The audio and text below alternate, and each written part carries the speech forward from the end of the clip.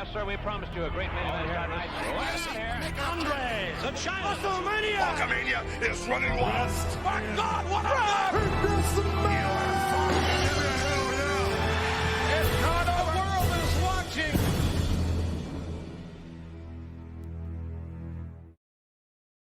All right, it's another beautiful week. We're going back to 1999. At this show we're going to cover tonight, everybody, February 1999, St. Valentine's Day Massacre. I was still in high school. I was still a virgin. Y'all wanted to know that, didn't you? My girlfriend came over to watch this show and annoyed the shit out of me. In fact, I think we broke up pretty soon after that. Because if you didn't like wrestling, you didn't get my time. Probably why I was single and a virgin while still a senior in high school. But with that being said, we've got a new top guy with us, Brian, and I'm not going to attempt his last name until he tells me how to say it. And we're going to get to know all about him. And we're going to do this TGT style like we always do. And on that note, as I always say every week, away we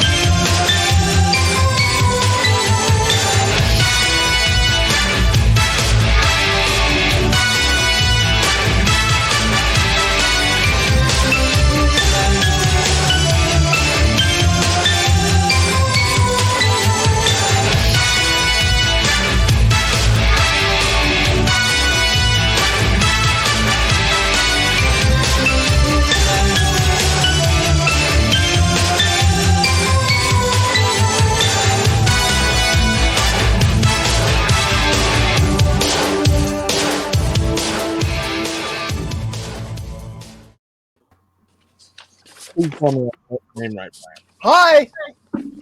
Hi. What up? Can you hear me? No. Sure. Hey, Frank, can I get a time code? Hello, everybody. Hope you're having a wonderful day. Can you please? You can't hear me? No, we can. We You're can fine. hear you, Frank. I can hear you. Asshole. Are you? So stop fucking with me.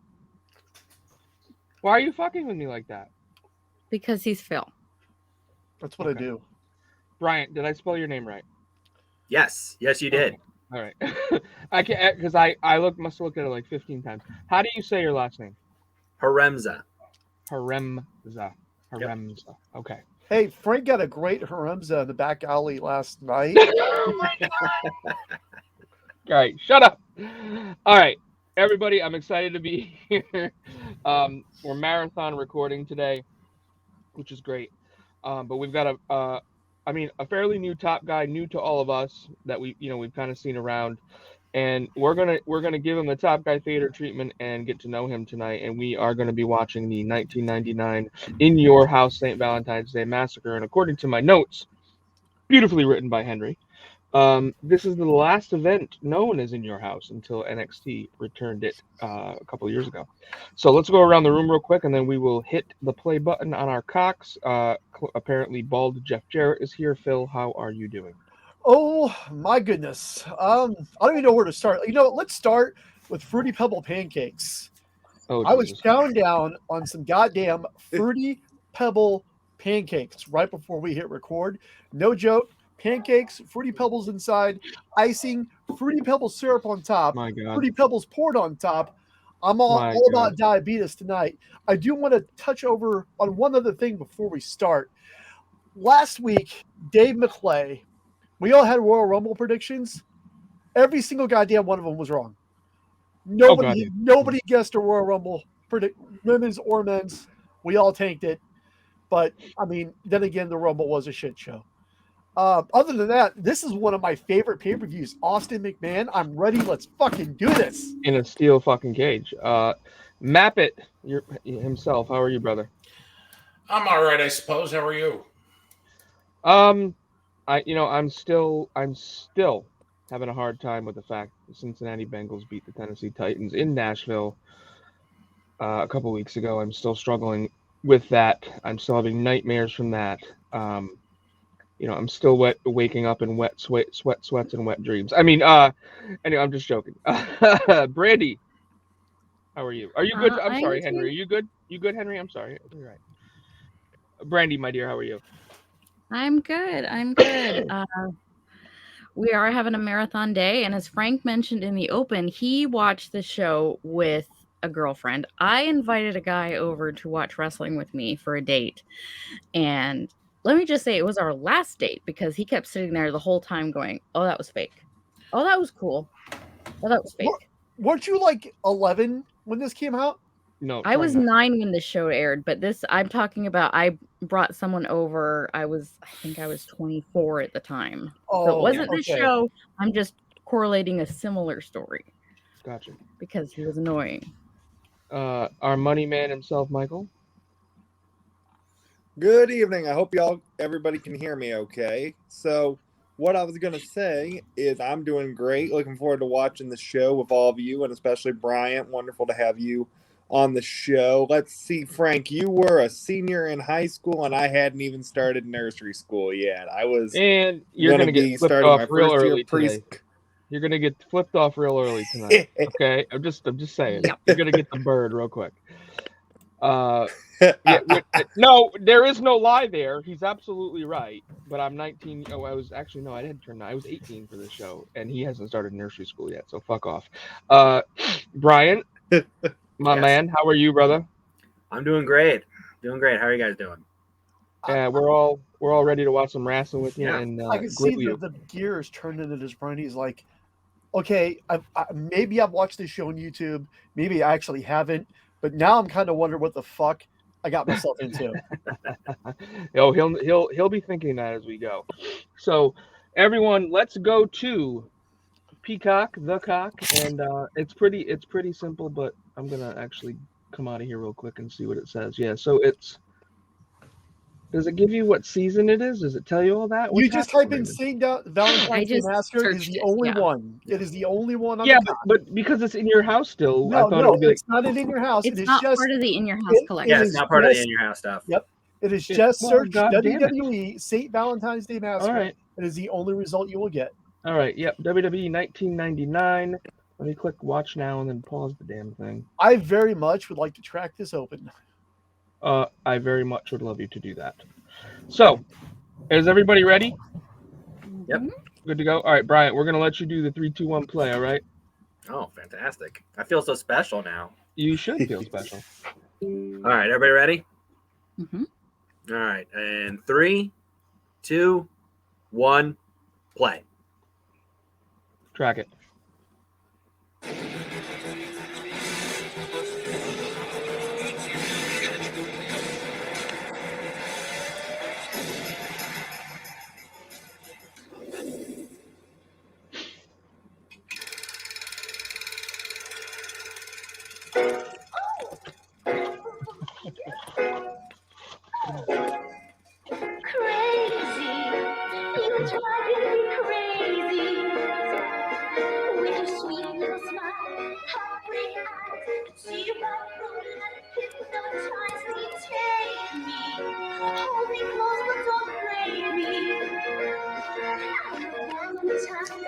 Just be you, and I'll make you mine. Your dream come true, oh baby.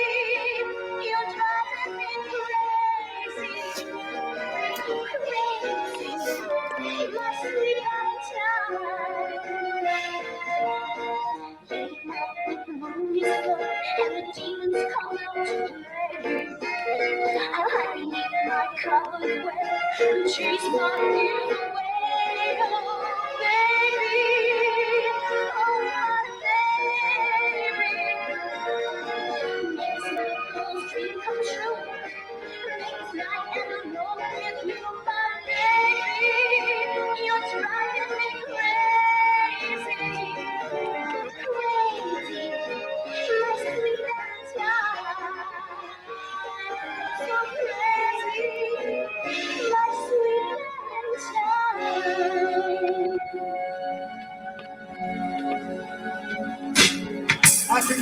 guarantee you number one, I will beat your ass up and down every side of that damn Not one corporate member will ever interfere in my match. There will be bloodshed, and that's gonna be The World Wrestling Federation for you will never, ever, ever be the same again.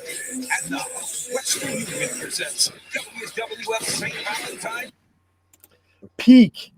See, it said in your house there. Yes. Well, they didn't name it on. This is peak Austin McMahon. God, this is the best time to be a wrestling fan right It said here. in your house there. Yeah, nobody counts. I'm that. just Yes, thinking but of that it's not in catchy the music. collection. Yeah. Well, God Blame it damn on Peacock. God, I'm just damn thinking of that catchy music, and if I had a dime for every woman that said That I was drove her very crazy, vaudeville-esque. I'd have a penny. I Very remember- 1910s, 1920s early movie pictures, or when they called them motion pictures. Hey, Brandi, we were in Memphis. I vividly. Brandi, you ignored me. Sorry. I said, hey, I'll Brandi, start we were in Memphis. Yes, we were. I All right, go ahead. vividly remember that opening music, which is why I wanted to track it so much, because it was so out there, and it's so perfectly fitting for the theme, the feud, Valentine's Day, how they bundled that together. The video packages from 98 to 2002 WWE could not be fucking beaten. All right, so I we're have a opening- question to Go ahead. to start us off, and then we'll talk to Brian. But just as a central question, I'd like to focus on: is this the best February pay-per-view that there's ever been to build up to WrestleMania? When you look at the pay-per-views that have been in between the Royal Rumble and WrestleMania, is this the best one? I see Henry shaking his head. I'd love to, as we go throughout the night, get everybody's opinion on that. And if you think there's a better one, which one was it? You've kind of stumped me there. I will tell you this. I think this is a great show, but I truly believe that WrestleMania 15 blew. So WrestleMania 15 is not up there for me. So I feel like they were leading into an inferior show. WrestleMania 15, I think, is best remembered for two things. Go for it. Shawn Michaels throwing Vince McMahon out of the main event, and the return of Jim Ross. Okay, those are positive things, but the other thing I remember is the fucking Big Boss Man being hung. Like I can't. So Brian, did you watch the show live? Like this kind of digs into like where your fandom started. Were you a fan at this point in time? Yeah, I've been a fan at this point. I actually did watch this show live. Convinced my parents to buy the show for me. So I do remember this show. I remember a few things, just a couple things about it, but yeah, I did watch this one. I said at the open, I invited my girlfriend over. Oh God, the blue meanie. Where's James Sorensen so we can get a pop? Yeah. I invited my girlfriend over, and she kind of shit on the entire thing, and that was the end of her. But so your parents let you watch something in the Attitude Era? How old were you for this show? I was 9 at the time. God damn it, all you young people. Yeah, my mom was actually a fan her whole life, so she just continued it on, and then I just became, I guess, obsessed with it. Is what the word I'll use. Oh yeah, so I'll tell you this right now. You know how they always talk about like, oh Jesus Christ, are you seeing this right now? Hey, it's HB. Yeah. I mean, Frank, Don't. your next photo shoot. We are not your next photo shoot. No. You want me to recreate the? Yes, that's gonna happen. That's our next charity photo shoot right there. Anyway, we're not going to scare Brian. It's a blue bath. From the blue bath.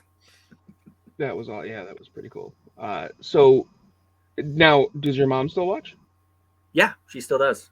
That's fucking amazing. I love that. I love you. That's really cool. That sounded oddly weird and sexual when you said that, Frank. I was trying not to be. I hope not.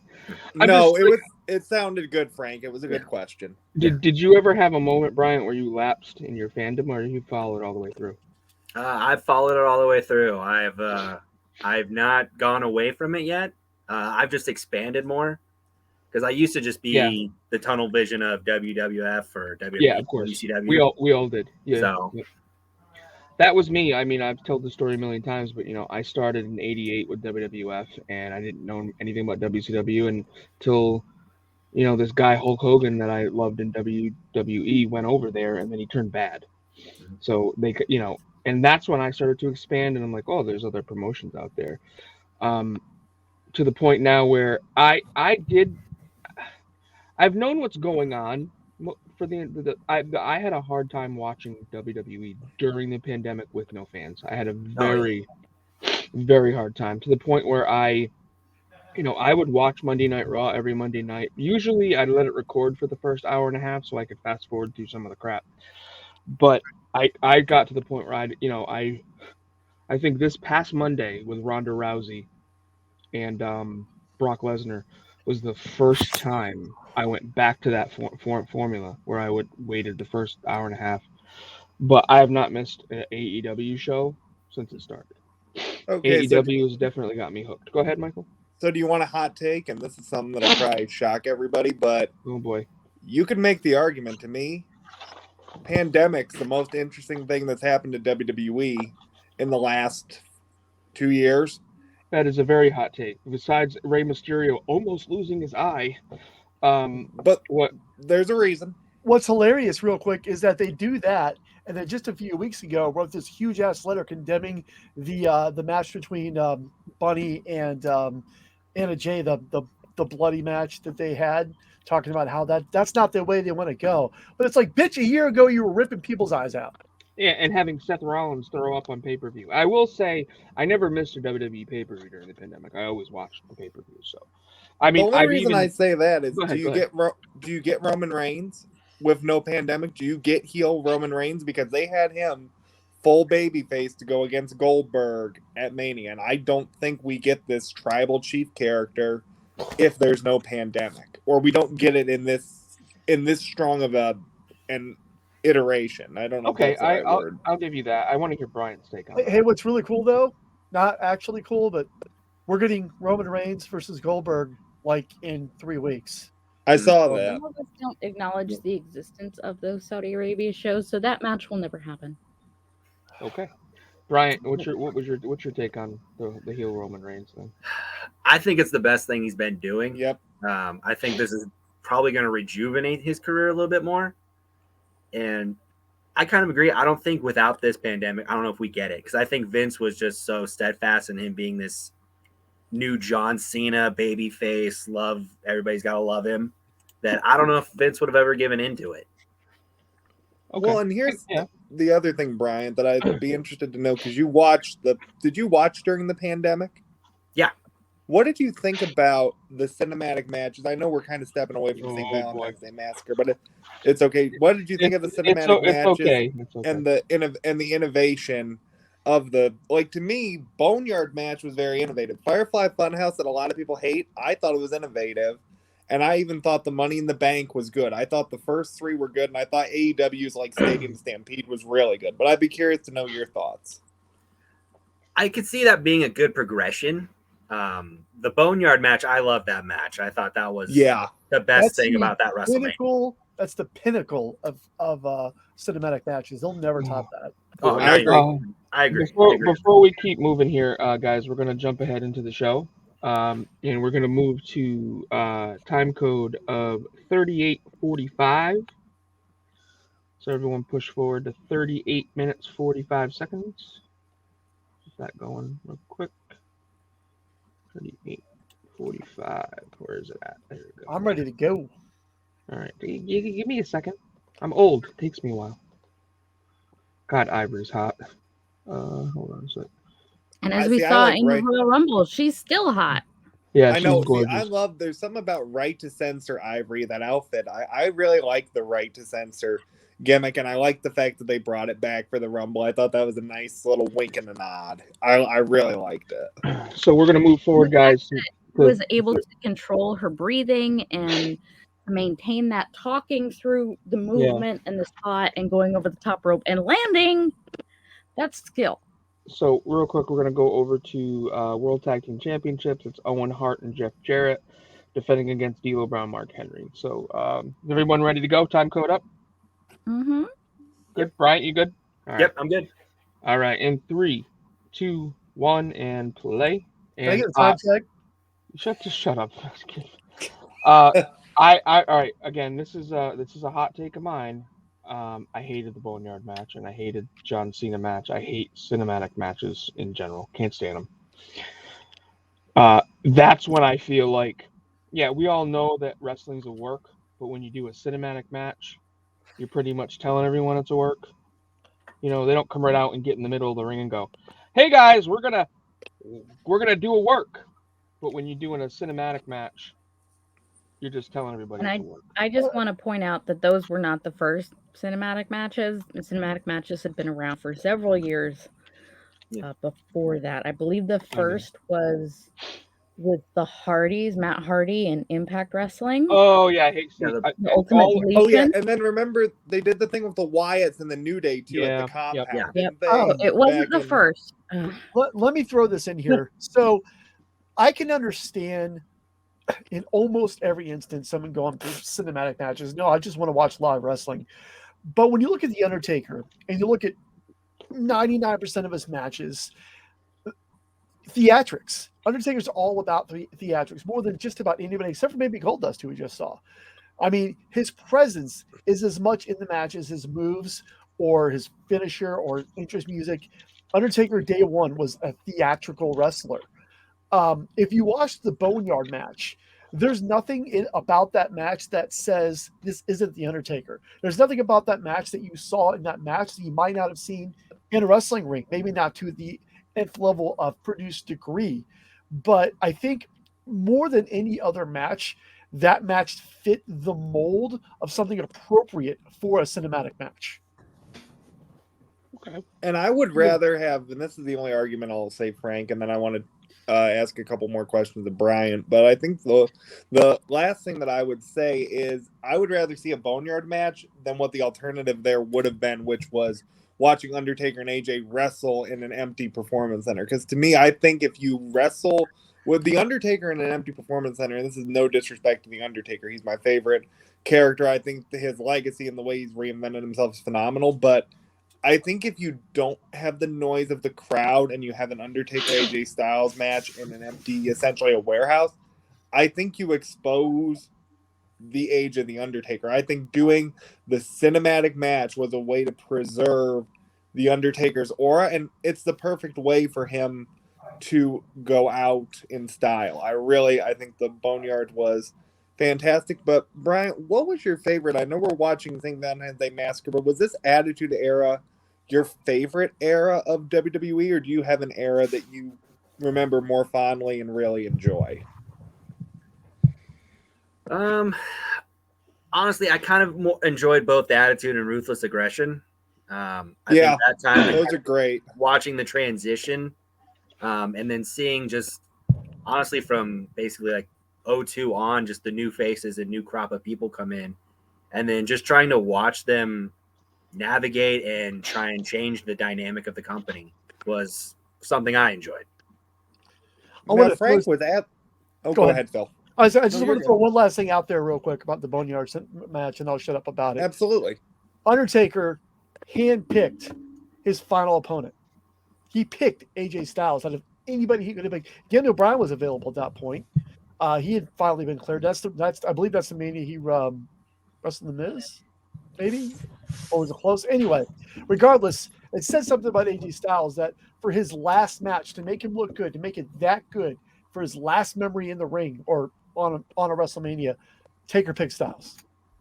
But Taker even said that on his last ride documentary. He pointed out AJ in one of the matches he was watching as that's a guy he wanted to work with. So yep, it fit perfect. What did you think of the last ride documentary? I think it's one of the best documentaries that we ever did. Oh, I think so too. I think it's one of the best ones they've done by far. Well, because he broke kayfabe, he's never done. Oh that. yeah. Right, went outside of his character, and I agree with you. It is one of the best they've done. I will tell you that I've spent a lot of the pandemic shitting on WWE, but I'm glad the crowds are back. I'm still very much following it. And honestly, I was actually not like going when you look at the Attitude Era at the time. I was just pissed off because my favorite guy is Shawn Michaels, and I was pissed off Shawn wasn't wrestling, and I felt like WWE wasn't wrestling. But as I look back on it now, I mean, I ordered every show and watched every pay-per-view, and I look back at it fondly now. Say fondling? What is on your mind tonight? What is going on with you? There was a lot of that on TV with the Attitude Era. Oh yeah, I think that. Let me tell you something right now. If the Attitude Era was now, the Me Too movement would chew it up. Oh yeah, WWE would be out of business. Yeah, absolutely. And to be This honest, is with you, actually with a the good way to. like think about this. Like, look how sexualized Deborah is in this right now. That wouldn't fly now. Would not fly now. But I think and it's a that's different good culture. thing. It's a Good, yeah, different no, you're right. culture, different time, which to me is very interesting. And that's kind of the next question that I had was, you've been watching, Bryant, you said for a long time, your fandom's never really wavered. What do you think has been the biggest change that you've seen from, say, let's say this time period, 1999 to now 2002? What do you think the biggest change for you as a fan has been, and kind of the way that you've enjoyed the wrestling product? What are some of the biggest changes you think you've seen? Probably crowd reactions. The crowds have definitely become a lot different. It's more like, I think during this time it was all about just supporting Steve Austin, and just lived vicariously through him. Like, I mean, you could honestly say even like in this time frame, who else was there for you to really get behind other than Austin? There really wasn't a lot of other people. Rock was a heel at the time, though. I got behind him anyway. Yeah. I mean, Mankind. I was a huge fan of Mankind. Yeah. So let me ask you, because this is a big, heavily debated question to this day. Who is the bigger star, Hulk Hogan or Steve Austin? Ooh, good question, Phil. Good question. I'd honestly have to say Hogan, for the simple fact of the people that got into the business because of Hogan. There's not a lot of guys who are here now, or, a lot of people are Shawn Michaels guys or Bret Hart guys, but during the early or late 90s, early 2000s, everybody said they were a Hogan guy. Right. So Hogan got more people in, so I would say Hogan. But it's like more of a I did it first, I did it better kind of situation, where yes, Hogan was the first guy. He had all the heel factory giant monsters he defeated. But Hogan never got the pops that Austin did. I'm not necessarily disagreeing with you. No. But I'm kind of playing devil's advocate here, because, I mean, without Austin, I mean, I think NWO, WCW probably would have won the war. Because I'm sorry, let me take that back. Without Austin and McMahon, because Vince McMahon is the best heel that ever lived. Yeah. Even today. I agree. But Phil, I have a good. I was just going to say I have a counterpoint to yours, because you said Austin did it better. My opinion, we don't get anti-hero Stone Cold Steve Austin if Hogan doesn't turn heel in WCW.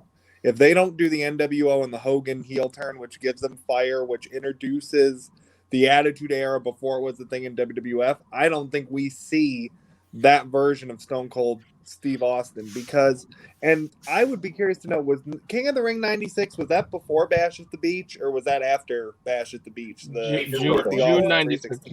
June 96. Oh. Okay, so those were pretty July. close together. They were hand in hand pretty much. Real quick, Brandi, you had your hand up. Did you want to say something? I'm sorry. Yes, because I want to go back to grounding on the sexuality of the time. There's a yes and a no to that. Whereas there would be a no response to a forced sexuality, in that they're pushing the women into these sexualized characters and situations, which is what happened a lot in the Attitude Era. And you saw a lot of resistance in that way from someone like an Ivory, who did not want to be presented that way. Right. But if the woman is doing it and embracing her own sexuality and making that choice for herself, then that choice would be supported. I remember when Scarlett was getting ready to make her debut in Impact Wrestling as the smoke show, women were very positive because she's embracing her sexuality and she's choosing to use that as a character and a weapon. So there's a yes and a no to would sexuality be as accepted. Okay, For that's a sexuality good in point. that's the only lens you view women. No. Embracing sexuality and using that because that's what you feel pulled toward and that's you celebrating yourself, that would be accepted because that is something that needs to be celebrated in society. I believe that. No, that's a good point. And Brandi, to kind of piggyback off of that, you look at two of the biggest stars of the Attitude Era that were very sexualized, and I mean that just because of the sign of times, were Trish and Lita, who are two Hall of Famers and could also go in the ring. And you look at how well they transitioned to the Ruthless Aggression Era. They main evented that one Monday Night Raw. And I think you could make the argument they were the spark of the women's evolution years before, because I know there was kind of that lull where you had other women that maybe weren't as athletically inclined, but really Trish and Lita were the standard for the Charlottes and the Sashas. They were, but you can't forget the other women who were in that era. You had Ivory, you had Molly Holly, you had Victoria. So they're even in that sort of Ruthless Aggression era where the women's segment or presentation was minimized, you still had extremely competent and standard bearing competition. Now, Trish really made the transition of sexualization to athlete because she was initially presented in a very sexualized manner, but decided to put the work in and become a great women's wrestler competitor, whereas Lita was always an in-ring competitor. And I don't think she had to evolve besides past the sexualized presentation. No, I absolutely agree. You're 100% right. Now, this is going to be an odd question for you, but like back in the Attitude Era days, the women would get in the ring and no one cared about the match. They were just more TNA. Now, I actually, when the women wrestlers come out, I look forward to a great match. Do you feel the same way? Like, they're, like a Ruby Soho. Like, I love Ruby Soho. I'm really big fan of the Native Beast, Nyla Rose. Do you think that? I mean, honestly, the women I've seen some women matches that are better than the dudes. Oh, absolutely. Completely agree on that. Yeah, there's a lot of times the women's match. Yeah, like I still think there could be room for another women's pay-per-view eventually. But yeah, I think they did that once. Like, what the hell was the point of that? Like, here's what confuses me. Kyoto turns around, sees the broken guitar in the ring. How does he not call for the bell? Because he didn't see it. You can't call what you didn't see. She's right. No. Because like a lot of times when Eddie Guerrero would use a chair and make the sound and then toss it to his opponent, and you can't always call that because if you don't see it, you can't call it. Real quick, it's like in NFL when they blatantly miss pass interference calls, the referees will be like, "I didn't see it, I can't call it." Here we go. Here's the sexualization. Here's the TNA. Here's the top rip-off. Yeah, and roll around and. So we were just talking about women's wrestling, and I feel like this is the perfect time to jump into this in the segue real quick. So we talked about it for weeks. Last week I talked about it. A few weeks ago I talked about it. I've been posting on Twitter about it. I've been sending emails. I've been throwing out messages. Ladies and gentlemen, it's finally happened. In just a few short weeks, we are going to have not just Lady Frost on the show, but Lady Frost and her husband, Victor Benjamin, also known as Pretty Proper. If you haven't seen it on Twitter, you should follow us on Twitter. But there you go. I delivered Lady Frost. Now I want you all to deliver your eyeballs. I'll be watching. The newest Impact Knockout sensation. If you haven't seen her work, you're missing out. Now, don't sleep on her husband either. The savage gentleman, Victor Benjamin, is certainly a force unto himself. And when you put them together, well, it's pretty proper. And it's going to be a very pretty proper episode. I see what you did there. Twitter. I see what you did there. All right. Before again, Brian, I got more questions for you. I'm gonna stick with. We were gonna do a time push, but it's only a 3-minute change, so we'll just keep the 3 minutes here and go into the next match, which is gonna be Val Venus and Ken Shamrock with Hello, Billy Gunn. ladies. But I wanted to real quick go over a couple of things about our venue tonight. It is the Pyramid in Memphis, Tennessee, which Henry has got here, has not actively been used as a sports or entertainment venue for events since 2004. The arena was home of the Memphis Grizzlies. Go fuck yourselves. I'm a Rocket fan. Then they moved to the FedEx Forum. But the Memphis Arena wasn't torn down. On April 29th, 2015, Bass Pro Shops would open a superstore in the Pyramid, which I cannot believe is a thing, which also includes shopping, a hotel, restaurants, a bowling alley, and an archery range with an outdoor observation deck adjacent to its apex, which makes this venue unique to any venue we've ever covered before. I did not know any of this shit. That's fucking insane to me. Frank, go ahead. I think I want to take over from here. All right, go ahead. City of Memphis is also known for many other things. It was the first home of the now Tennessee Titans when Bud Adams, go fuck yourself, Bud Adams, you're a shit human being. I saw that in the notes. I wasn't going to 1996 or moved the team in 1998. However, backlash from people in Memphis combined with low turnout because nobody wanted to drive from Nashville to Memphis caused them to leave. I think it was Liberty Stadium they played out of a year early to make their way to Nashville, where they would go from being the Tennessee Oilers to the Tennessee Titans.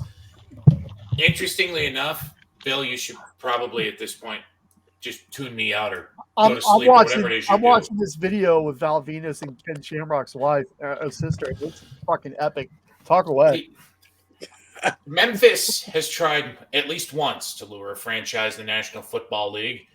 In 1993, they made an effort when the NFL was going to expand to 2 more teams to bring the total number up to 30, and was passed over by both Jacksonville and Charlotte for the Jaguars and the Panthers, respectively. Though, incidentally enough, in the first iteration of both the XFL and the USFL, Memphis had a team. They were also part of an aborted attempt by the Canadian Football League to expand into the United States. The city of Memphis was passed over with the reboot of the XFL in 2020 and with the reboot of the XFL or the USFL, which is supposed to start, I think, later this year after the Super Bowl. I want to say it's going to be a spring league. I really don't know. And of note, the only real successful team from the Canadian Football League expansion was the Baltimore Stallions.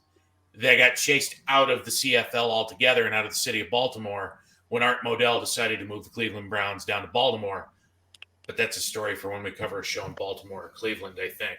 Memphis is the birthplace of a lot of different musical acts, such as, but not limited to, Johnny Cash, Isaac Hayes, B.B. King, Jerry Lee Lewis.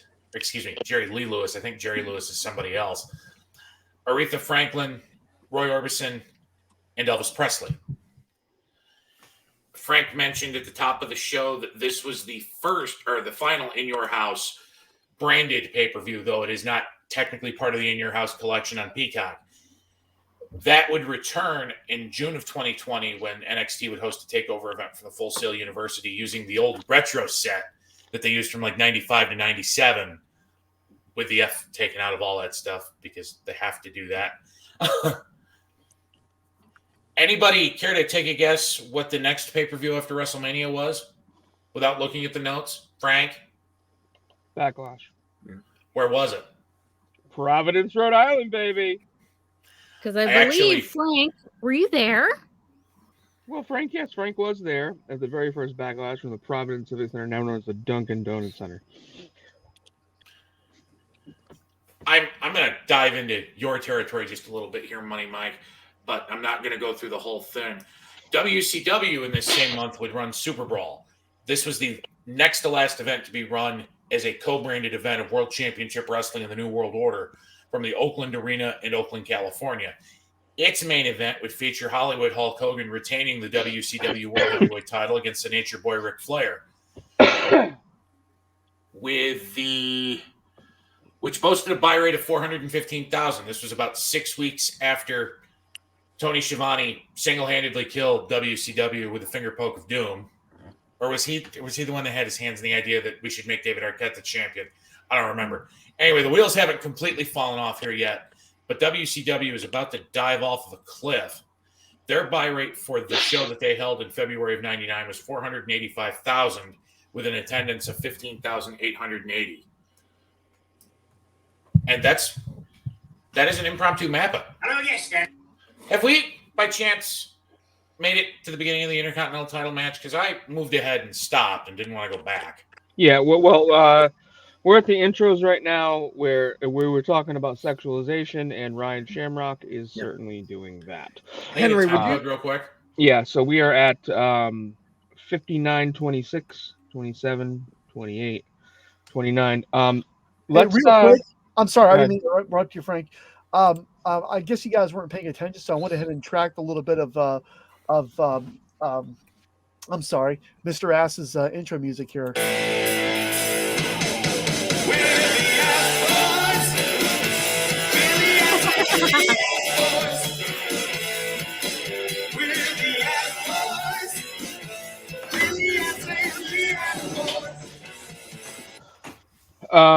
Yeah, I can't get away from that soon enough. I think we need to debut the new intro for Cash Course. Don't you think that, Money Mike?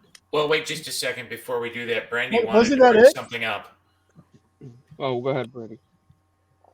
So I just wanted to talk about Ryan Shamrock a little bit because she is favored quite a bit in this year or two. So she was brought in at the time because she was actually dating Ken Shamrock before being chosen to portray his sister. Oh my God. And a rumor that when she leaves the company is that she turned down an incest angle because Vince loves these incest angles.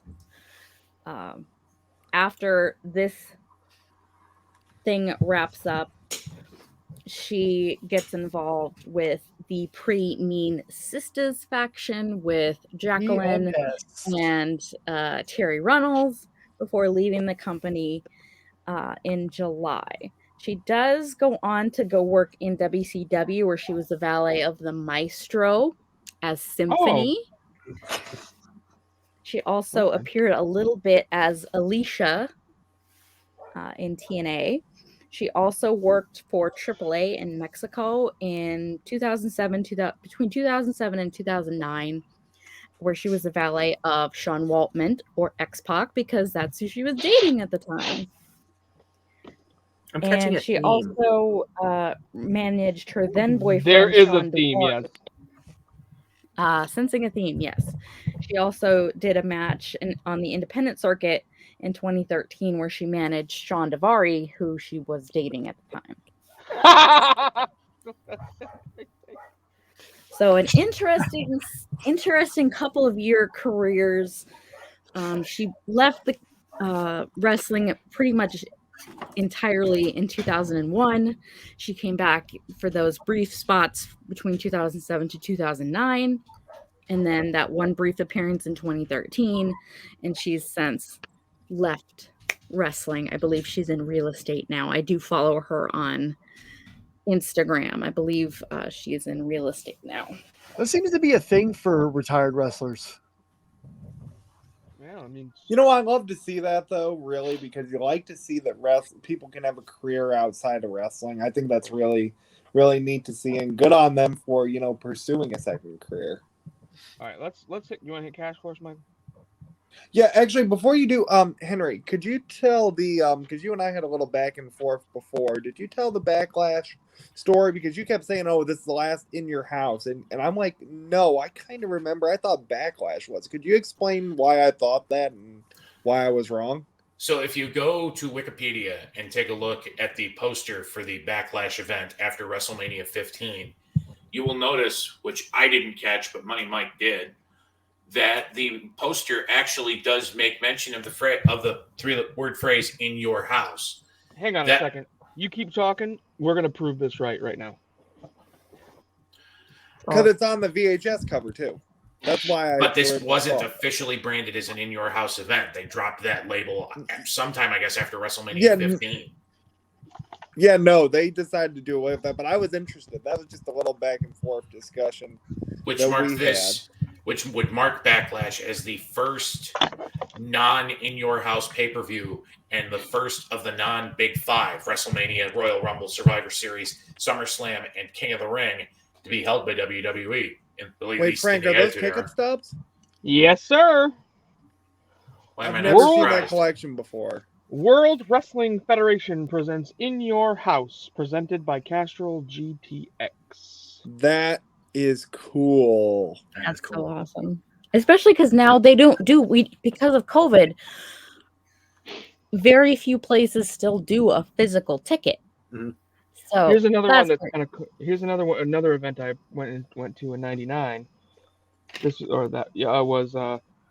WCW presents Thursday Thunder. Oh my! That's really. Do you have how many ticket stubs did you have there? It looked like it was quite the stack. I stopped collecting in 2005. Okay, but that is awesome. I have unrelated to wrestling, well, kind of related to wrestling, but all my ticket stubs from like concerts, my family attends like the theater, the arts stuff. I have books of ticket stubs. Like, I absolutely love collecting those. And I agree with you, Brandi. That's one of the downsides of COVID is when you have to do the virtual tickets. I don't mind it, but I miss having that physical ticket to collect as a souvenir of the event. So real quick, exactly. I always tell you guys the story of me pushing up, picking out that four-year-old.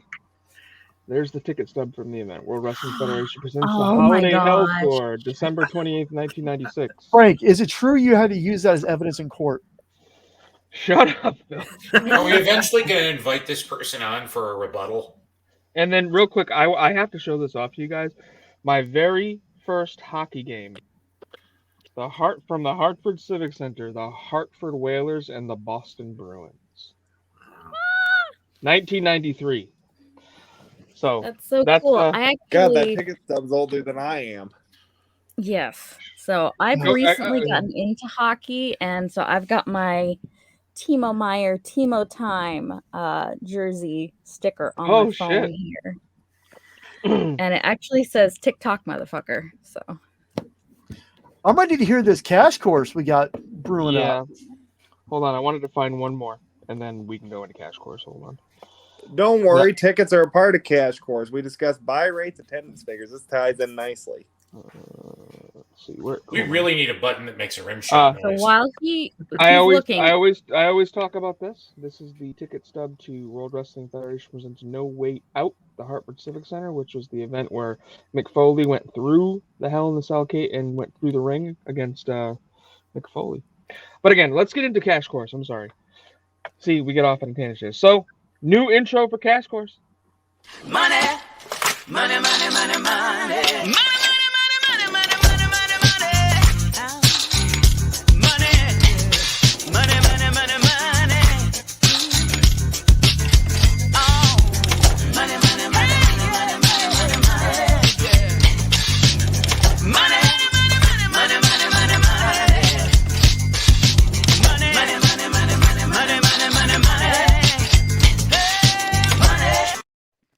I just want to go on the record really quick to state that I still think JBL's theme would have worked better.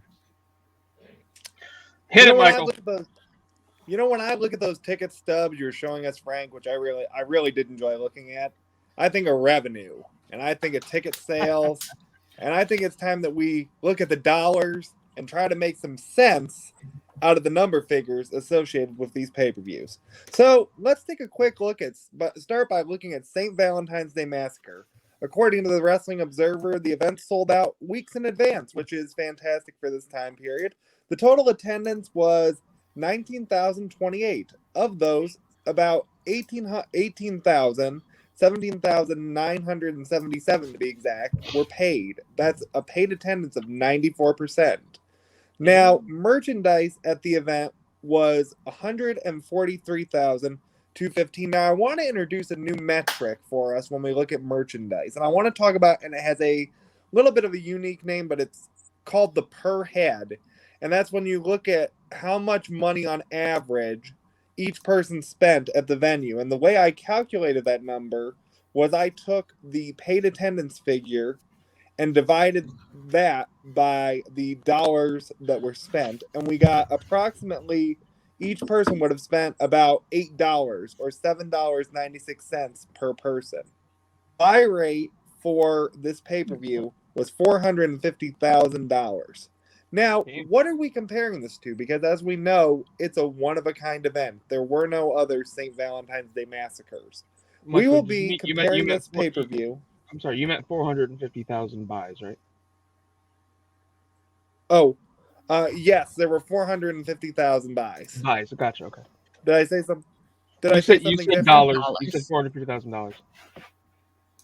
Oh yeah, thank you. No, 450,000 buys. But when we look at what are we comparing this to, we're going to go back 1 year to No Way Out of Texas that took place from the Compaq Center in Houston, Texas. They had a total attendance of 16,110. 14,280 of that was paid, for about an 89% percentage paid. So you can see that the percentage paid was up year to year. Merchandise, this was something I found interesting in the Wrestling Observer. The merchandise in Houston actually did better, with total merchandise of $166,343. Even Dave Meltzer admitted that was a record for merchandise for an event in Houston. Now, when we look at the buy rate for 1998, and think of this is essentially a 1 year change, was 150,000 buys. By this time next year, 365 days essentially later, we've increased the buy rate by 300,000 buys. Jeez. That is very impressive. Now, the paid attendance figures were 316,618 for St. Valentine's Day Massacre. That was a total gate. In Houston the year before, for No Way Out of Texas, the total gate was $241,992.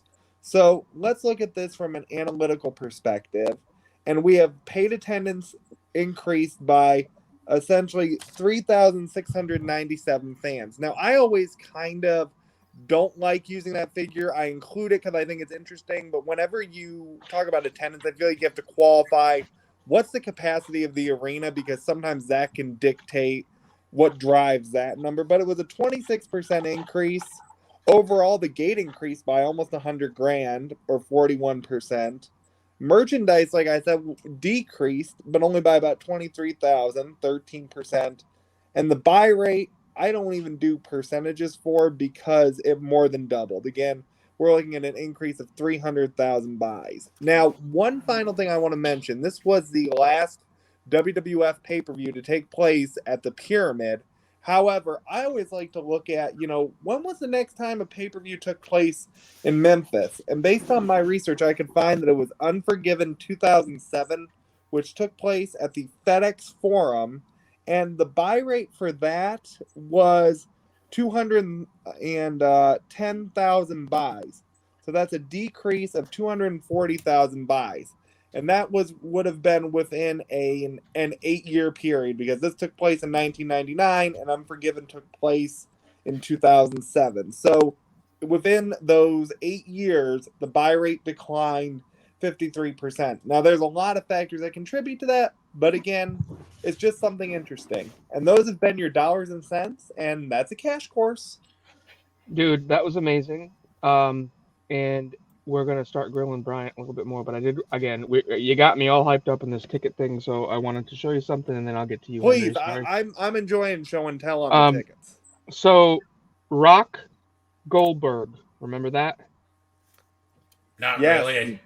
From WWE Backlash, Worcester Centrum, Goldberg and Rock. And then the show that I always talk about is the very first, I always say this, I was at the very first WWE show. WWE Monday Night Raw was the very first iteration. It was the first night they did the whole get the F out vignette, and here it is. World Wrestling presents Raw from the Hartford Civic Center. So just so y'all know, I don't lie about these things. So didn't they start booing when they did it the was like logo WWF, thing, get the F out. And it was like, boo, like you couldn't hear yourself. That was the night like Hulk Hogan's bike got stuck on the ramp.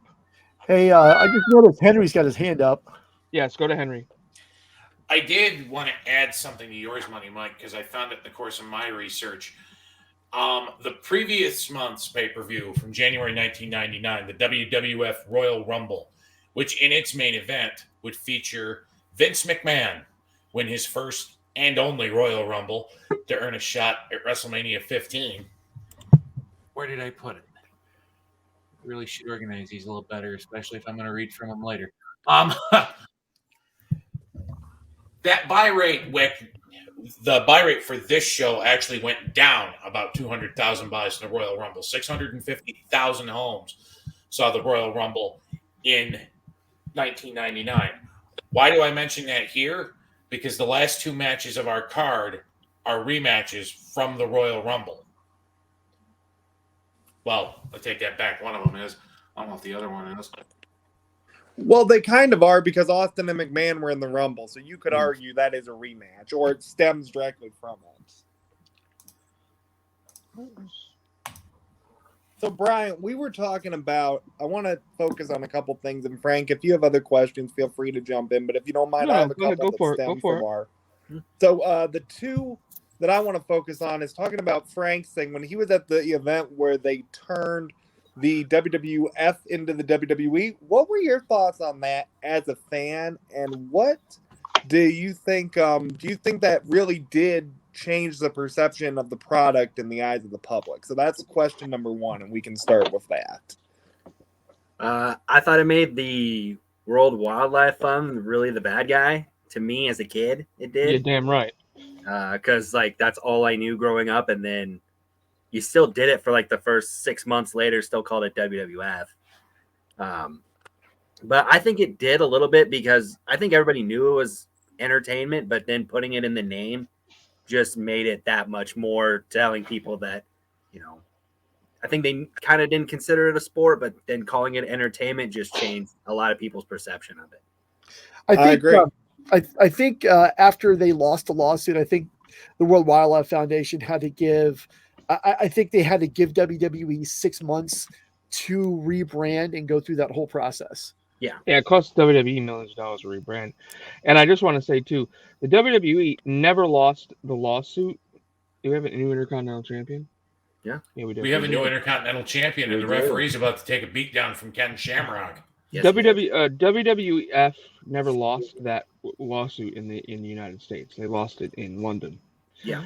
And the reason that happened, they didn't. So they could be WWF in the United States, but they're a global company. So they, believe me, they got kicked in the dick any way they could. And the World Wildlife Fund, to this day, I still think it's stupid. Like, I remember calling World Wildlife Fund and leaving a message on their whatever their customer, and I said, do you guys really think that I was going to get confused between the World Wildlife Fund and the World Wrestling Federation? Do you think that I'm going to come to your website looking to watch this panda in an Eat My Leaves match? What do you think you're doing? Like, I was so mad. But you know, what kind of turn did this just take? An Eat My Leaves match. Oh my god! That's how I felt. I was so mad. I was so angry. Like, I legitimately, like, no one ever called me back, of course, but of course. Prince Charles was probably too busy that afternoon when he heard the message. So, before we continue to grill Bryant, we're going to move forward to 1 hour, 49 minutes, 25 seconds, and we are going to finish the remainder of the show. 49 minutes and 29 seconds? Yeah, 1 hour, 49, 25. So while we're waiting, so Brian, what got you? Because obviously we're named Top Guy Theater, and obviously that's because all of us, you know, are top guys from the ad-free shows community. So what drew you to ad-free shows? I was already listening to the majority of the podcasts, and then you kept getting the advertisement all the time of ad free shows, and then you just kind of eventually get tired of hearing all the commercials all the time. Like they're the same commercials, so you knew them by heart the second they would start. Yep. And then when I realized, by going to ad free, instead of it being a 4-hour show, it's now only 3 hours because all the commercials are cut out. Kind of helps a little bit. Did you see that video that Conrad posted of one of his listeners going like perfectly word for word? Yes. One of his commercials. I could do that too if I had it played up. I could do it too. I don't miss most of the commercials. I do miss the Bluetooth commercials. Well, hang on, real quick. Is everybody at the time code? Everyone there? Yep. All right. You good, Bryant? Yeah, I'm good. All right, cool. So in 3, 2, 1, play. I was about to say, Bryant, I assumed you just got tired of hearing about Bluetooth, so you wanted to become ad-free shows. Did you start right at Top Guy, or did you work your way up? I started off at My Push. So that way I could still do some of the events. But then when I just kept watching as more of the funner events, I would say, we're going to Top Guys, that's what made me eventually switch over to Top Guy. Yeah. It's the best money that you'll spend, believe me. It's my favorite. It's the best. I always tell people it's the best thing I ever did during the pandemic, really. And in terms of getting me around people again, people that, aren't your workmates, not that there's anything wrong with that, but it's people that are separate. It really is a community. I mean, we're a community here at Top Guy Theater. A lot of us we have and even amongst each other, we know each other outside of this, which is wonderful. And I did want to ask, what are some of your favorite events that you've attended, and what are some of your favorite ad-free shows memories so far? Not as a shill for ad-free shows, just really curious about, because different shows bring people in. What was it that you've enjoyed since being on the platform? You can't go wrong with starting with the Ric Flair one, where he walked through the 92 Rumble. That was just really beyond words cool. To have him talk about it like that. Yeah. Have him break it down a little bit for us too was cool. And then just kind of the interactive stuff. I signed up, and then the next day was the Rebels happy hour. Oh yeah, she is. Rebel is awesome. She really is. And Paul and Corey are such great people too, as well. I mean, they're really, the whole ad-free shows team is fantastic. Were you there during the Rebels happy hour where we actually got to throw a few questions to Tony Khan? No, I was not. I was still a My Push guy at that point. That was epic. Oh, I remember that. I think that was right before.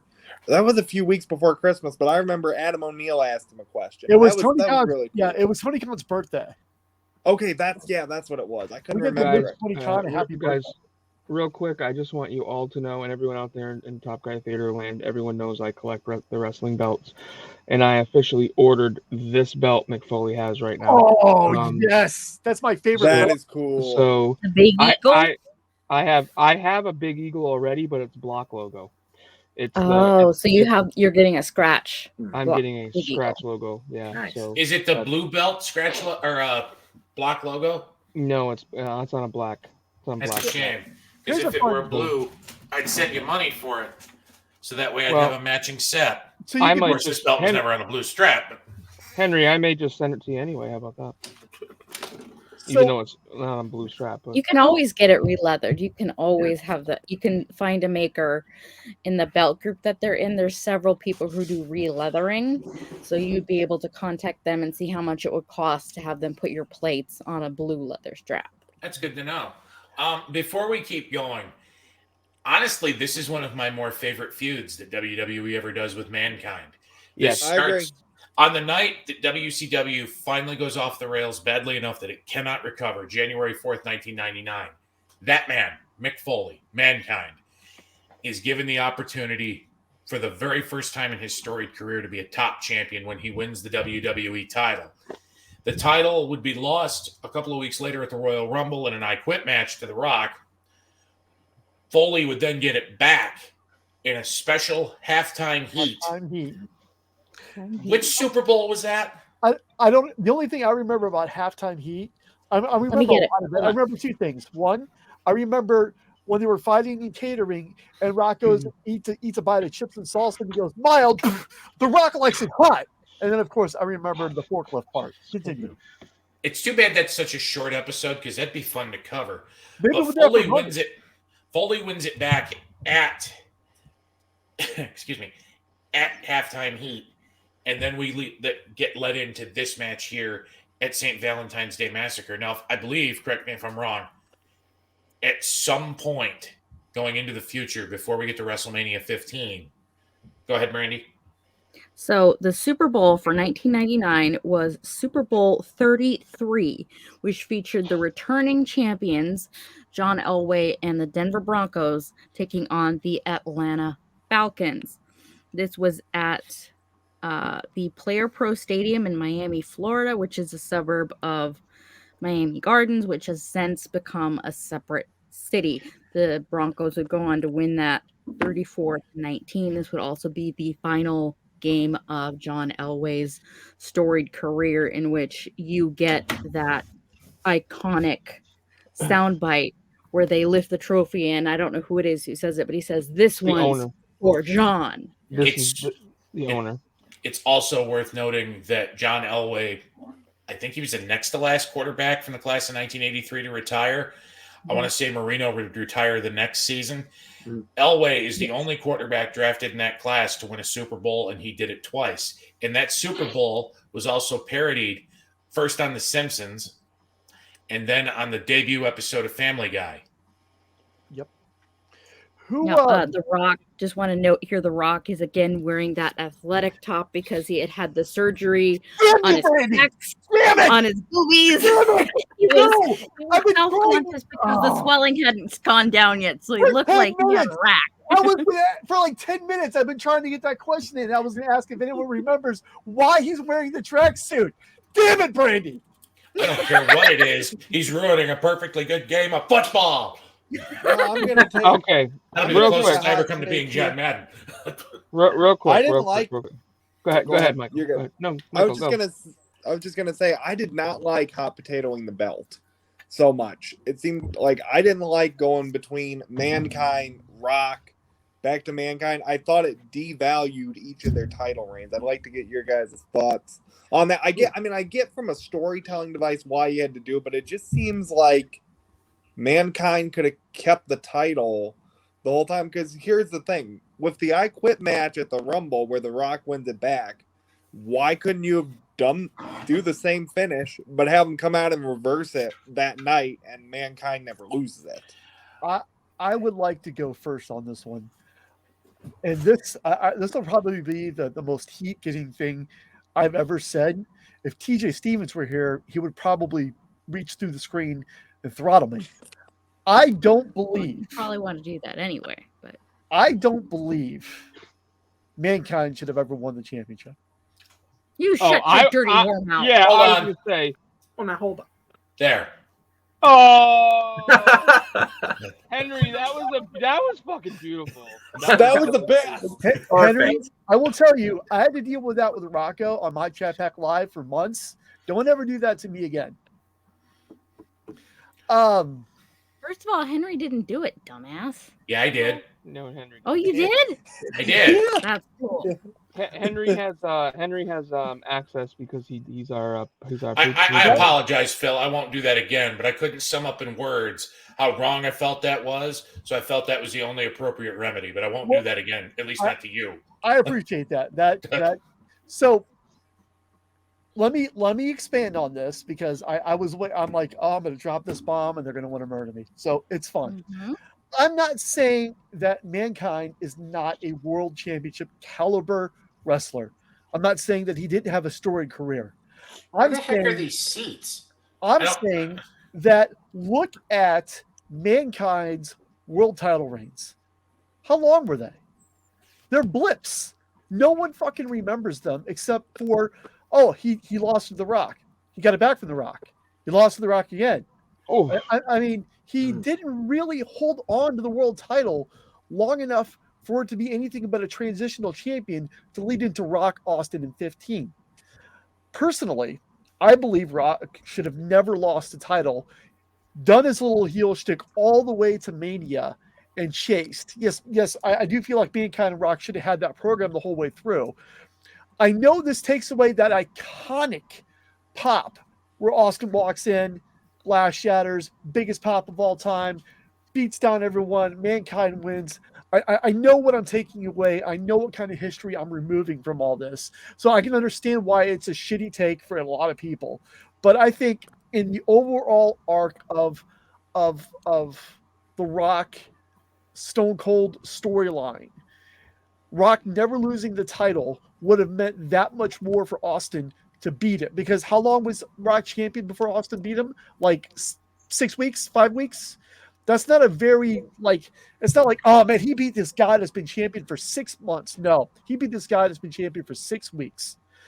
Brandi is burning at the bit to talk. But I just got to say that I love Mankind. I absolutely love Mankind. Read his books, love the man to death. But I don't think his world title reigns were made relevant enough to matter. I'm saying maybe they could have rebooked it and made it better, but the way it went down was a hot ratings grab in '99, and then nothing. Brandi, unleash on Phil, please. So, your first argument was that because he only had these short little blippic title reigns means that they don't mean much in the grand scheme of title reigns. Let me take you back to 2014. What about the hot potato moments between the Divas Championship for AJ Lee and Paige? Does that take away from their reigns? I don't think it does. And what it does do is prove the competitiveness of the WWF at that time. And by the way, the Rock Stone Cold storyline was so much fucking bigger than a fucking belt that actually they didn't really need the title at that time to get that story over. Now, in addition to your incredibly dumbass take, the fact that Mick was given these title reigns was a testament to the fact that he fucking killed his body for the WWF. And that was the sole reason that he got those title reigns, and he deserved them. Much like when they put the title on Kurt Angle in his hometown of Pittsburgh, when there really wasn't a reason other than the fact that he was in his hometown and had his entire fucking family filling up 3/4 of the arena. You have to have those moments, because those moments are what rewards somebody for so many years of hard work, because Mick Foley, to this day, deals with memory issues, can't fucking walk. And to even fathom the idea that he doesn't deserve those title reigns because of what he put himself through for this business is bullshit. Henry. Ladies and gentlemen, welcome to Top I don't think Guy we'll get any Theater. better than that. Good night, everybody. I was going to say, welcome to Top Guy Theater Buried Alive. We have just witnessed the burial of Phil Jackson by Brandi Wagner. I would say this. To Phil's point, I do kind of agree that it seemed strange to me, especially in light of what Brandi just said, that with Rock Austin having the heat that they had, maybe you didn't need the WWF title involved. It seems weird for the belt to go back and forth between The Rock and Mankind for Austin to ultimately end up with it at WrestleMania. To Mike's first question, I think the back and forth title reigns between The Rock and Mankind don't devalue a championship belt as much as Kevin Nash getting poked in the chest by Hulk Hogan to win the World Heavyweight title. I agree. But I'll pose a question to you guys. Instead of Rock Austin 1 at WrestleMania 15, what happens if Mankind wins the belt the way he does on January the 4th, 1999, loses it to The Rock at the Rumble, but gets it back at halftime heat, but wins this match and goes on to WrestleMania to face whoever the number one contender is? Or do you make it a triple threat? That was going to be my question. Truthfully, I wouldn't include The Rock at all. When Vince McMahon created the hardcore title, he gave it to Mick Foley first. That title became a joke title. Well, not a joke title per se in the idea, because some of the hardcore matches were some of the best matches of the Attitude Era. But less than a couple months after Mick Foley first got the hardcore belt, he never held it again. and he was then WWE champion. Mick Foley, to me, is one of the more underrated wrestlers in professional wrestling history. I think, in my own opinion, at some point, had WCW not been full of internal politics, I am holding this upside down, but I don't care for the moment.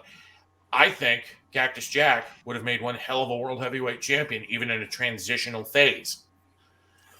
But here, I don't know why we give the title back to The Rock, only because I don't feel like, to Brandy's point, I don't feel like he needs it. If he doesn't need it, what stops us from having Austin and Mankind tear down the house, or McMahon and Mankind tear down the house at WrestleMania 15 instead of The Rock? Because the Rock feud, as we all know, would keep going for 3 or 4 years until it finally ended at WrestleMania 19. Gosh, here's an interesting idea, and then I want to get Brian's take on some of what we've said, because he's been smiling and laughing the whole time. So I'd love to get his thoughts. But I want to suggest one thing that you just said. Could you have done, I kind of like your idea of Mankind McMahon being the title match at WrestleMania. I think that could have worked. And my question is, could you do Rock Austin 1 still and have that be a non-title match? Like, just a match. I don't know. And here's why I say that. WrestleMania 18 are not quite main event, but everybody calls it the main event because nothing else could really follow it, was the match between Hollywood Hulk Hogan and The Rock. Mm-hmm. Do you remember what the last 2 matches were on that card? No. I know one of them was Jericho. Hunter Jericho. For the undisputed title. Yeah. But that match didn't hold a candle to The Rock and Hogan. No. I don't know if, say, for sake of answering Money Mike's question, let's say our main event tonight, Stone Cold Steve Austin loses to Mr. McMahon. Mr. McMahon keeps his number 1 contender shot and goes to WrestleMania as the champion. Rock and Austin could still go at it, but it not being for the belt. But it would have to be the main event, because there ain't no way in hell Mick Foley's going to carry Vince McMahon through a 20-minute match. Well, you don't have to. You don't have to main event the title that year. You main event with Rock Austin, and you don't main event with the problem is, though, is to that point, I don't think WWE had ever run a WrestleMania, except I think for WrestleMania 11, where the main event match wasn't for the WWE title, and that year they had Lawrence Taylor wrestle Bam Bam Bigelow. Yeah. Somebody stop me on that if I'm wrong. No, I'm pretty sure every other WrestleMania ended with the WWF title on the line in some form. Or the champion was at least in the match, because at Mania 1, I think it was a tag. Well, WrestleMania 8, too, the main event was Sid and Hogan. Oh, that's right. Wasn't that technically, though, a double main event that included Savage and Flair for the World? That's what they called it. They called it. They called it double main event, but if it's a double main event, this is my honest opinion with double main event. If it's a double main event, those are the last 2 matches. I don't know. I don't know that a Savage Flair match like what they had at 8 could follow or could really be the backup match to Hogan and Sid. I mean, I for better or for worse, we can have a debate all day long about the trustworthiness and the good guyness of Hulk Hogan, knowing what we know now.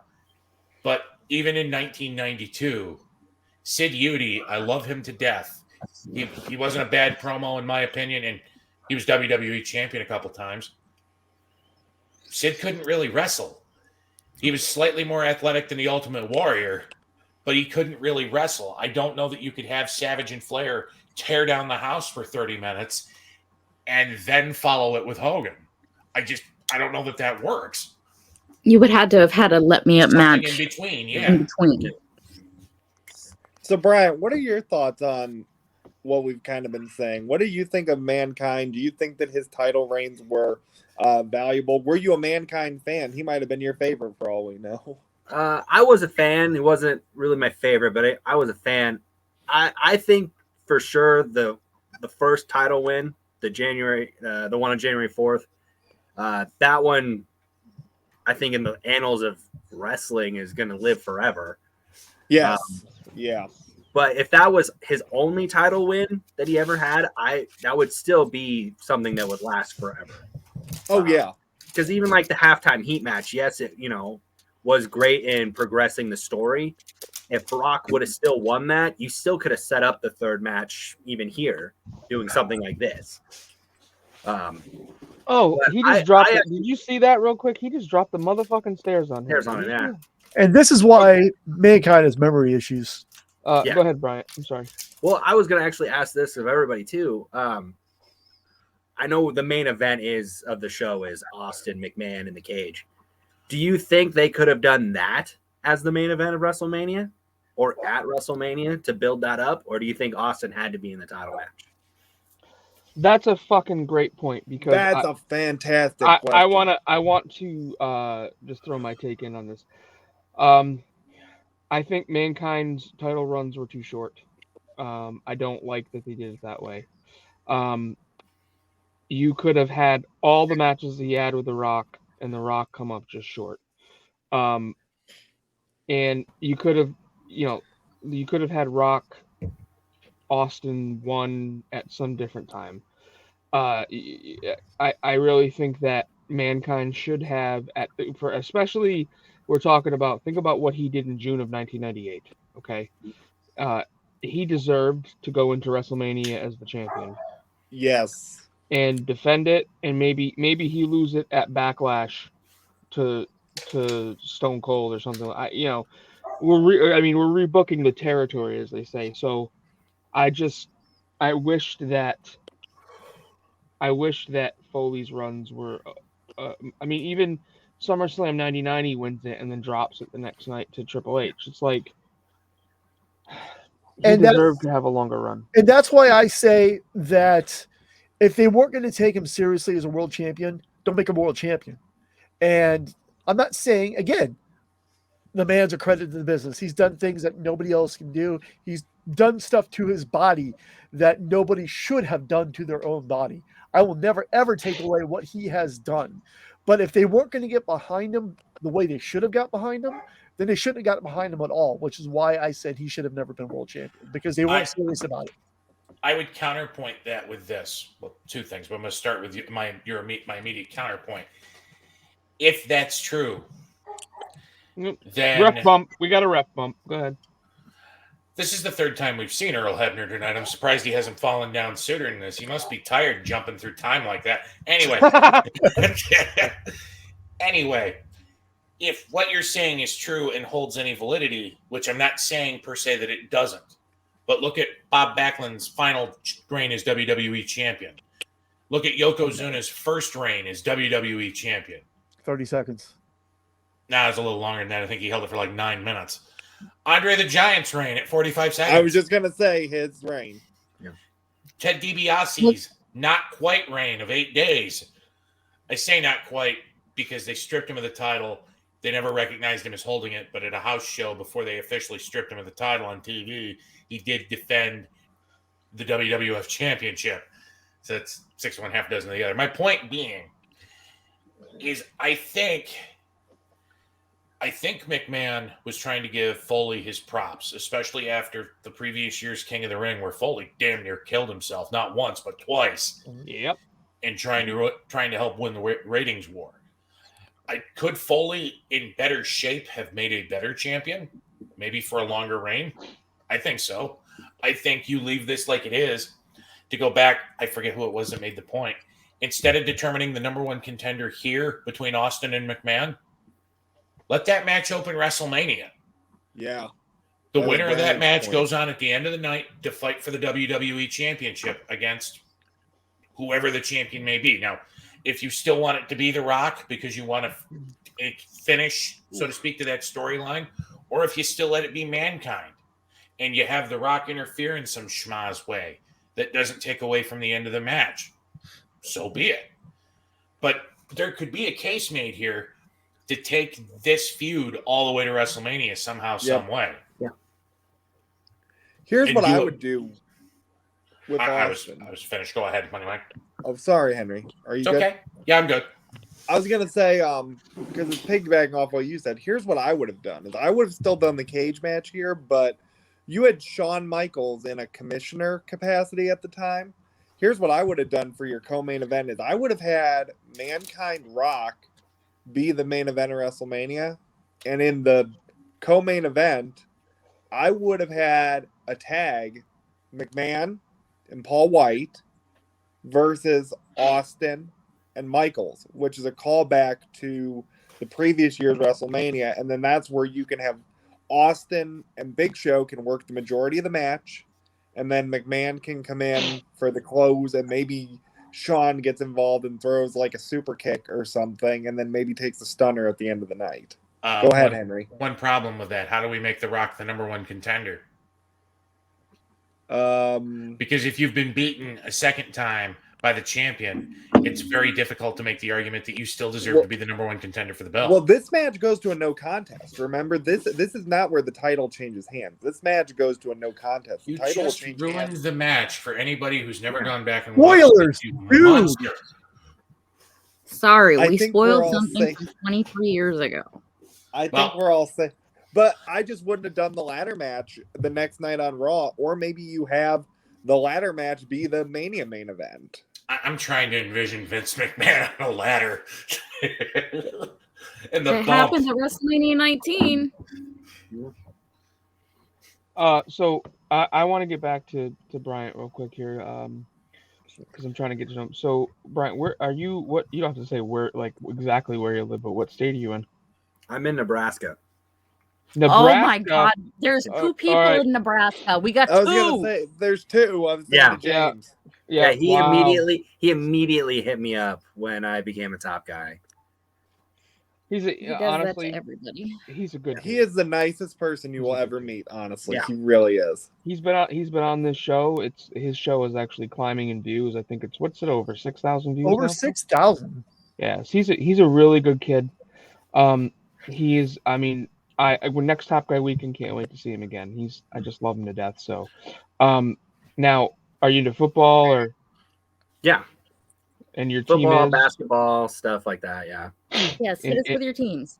For football, for college, I live in Nebraska, so it's Nebraska.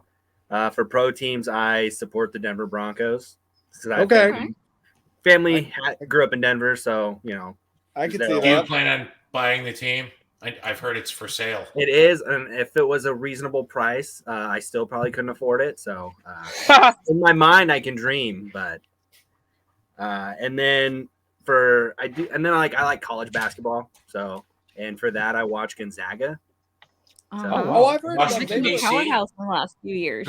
I was gonna say, Where they is did really Gonzaga? well. They're in Washington. Yes, That's what I thought. They did really well, didn't they? A few years ago, didn't they almost make it to the Final Four? Or they were pretty close. Yeah, they were in the A few years ago, I championship thought. game last year and got blown Okay, out. that's why I know them. Yeah. That's awesome. Yeah, they've made the Sweet 16. When I was a senior in high school, they were just starting to become like a big deal in the NCAA. That was like 2007, 2008. Yeah, that's cool. So yeah, their first run that they made, it was like early 2000. That's kind of when I jumped on the bandwagon for them, and then I just never got off because there's no good college basketball around here, and everybody likes Kansas, and you just get tired of hearing about Kansas. So yeah, the stupid ass Jayhawks. Yeah. You don't watch any pro hoops? I watch it. I don't have a team though. I just like to watch it. Same with baseball. I can watch it, but I don't have a team. Yeah. I wonder. This will probably sound like an odd question, but I wonder why there's no professional baseball team in Nebraska. They have like a AAA affiliate. They have probably have a Omaha. ton. It's for the Royals. Kansas, yeah, because you're because you guys are close enough to Kansas City. Now, yeah, all-time favorite wrestler? It's Bret Hart. Good choice. Well, you've got to meet Justin Davis. We need to have Brian Sapphire again with disagrees. Justin. You I mean have heard that name before. Yeah. lowest viewed episode of Top Guy Theater, Justin Davis?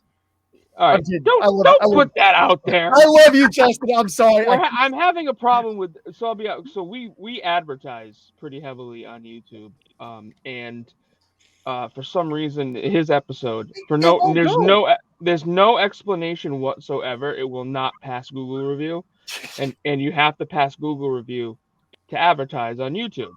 And I went back and I watched it and I listened to it, and There's nothing wrong with it.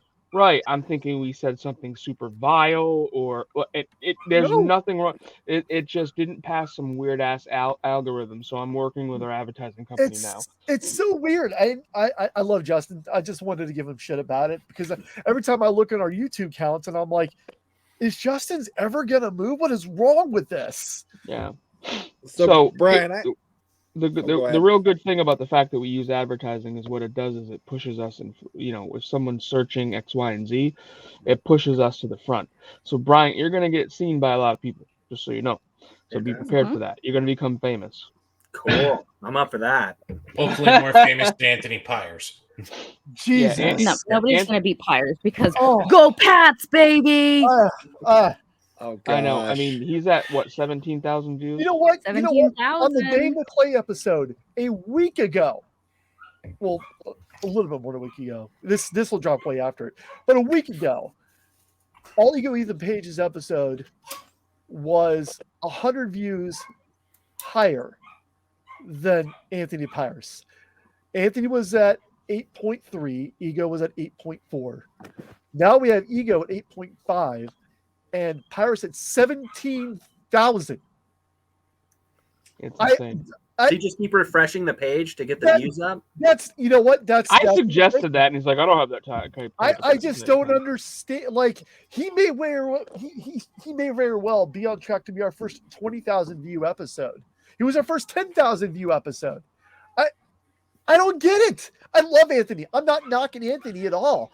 It's just, if you looked at the entire list of every episode we ever done, that's the one I would have said Eric Bischoff. If I didn't see any view numbers, he just listed all of the names of people we had.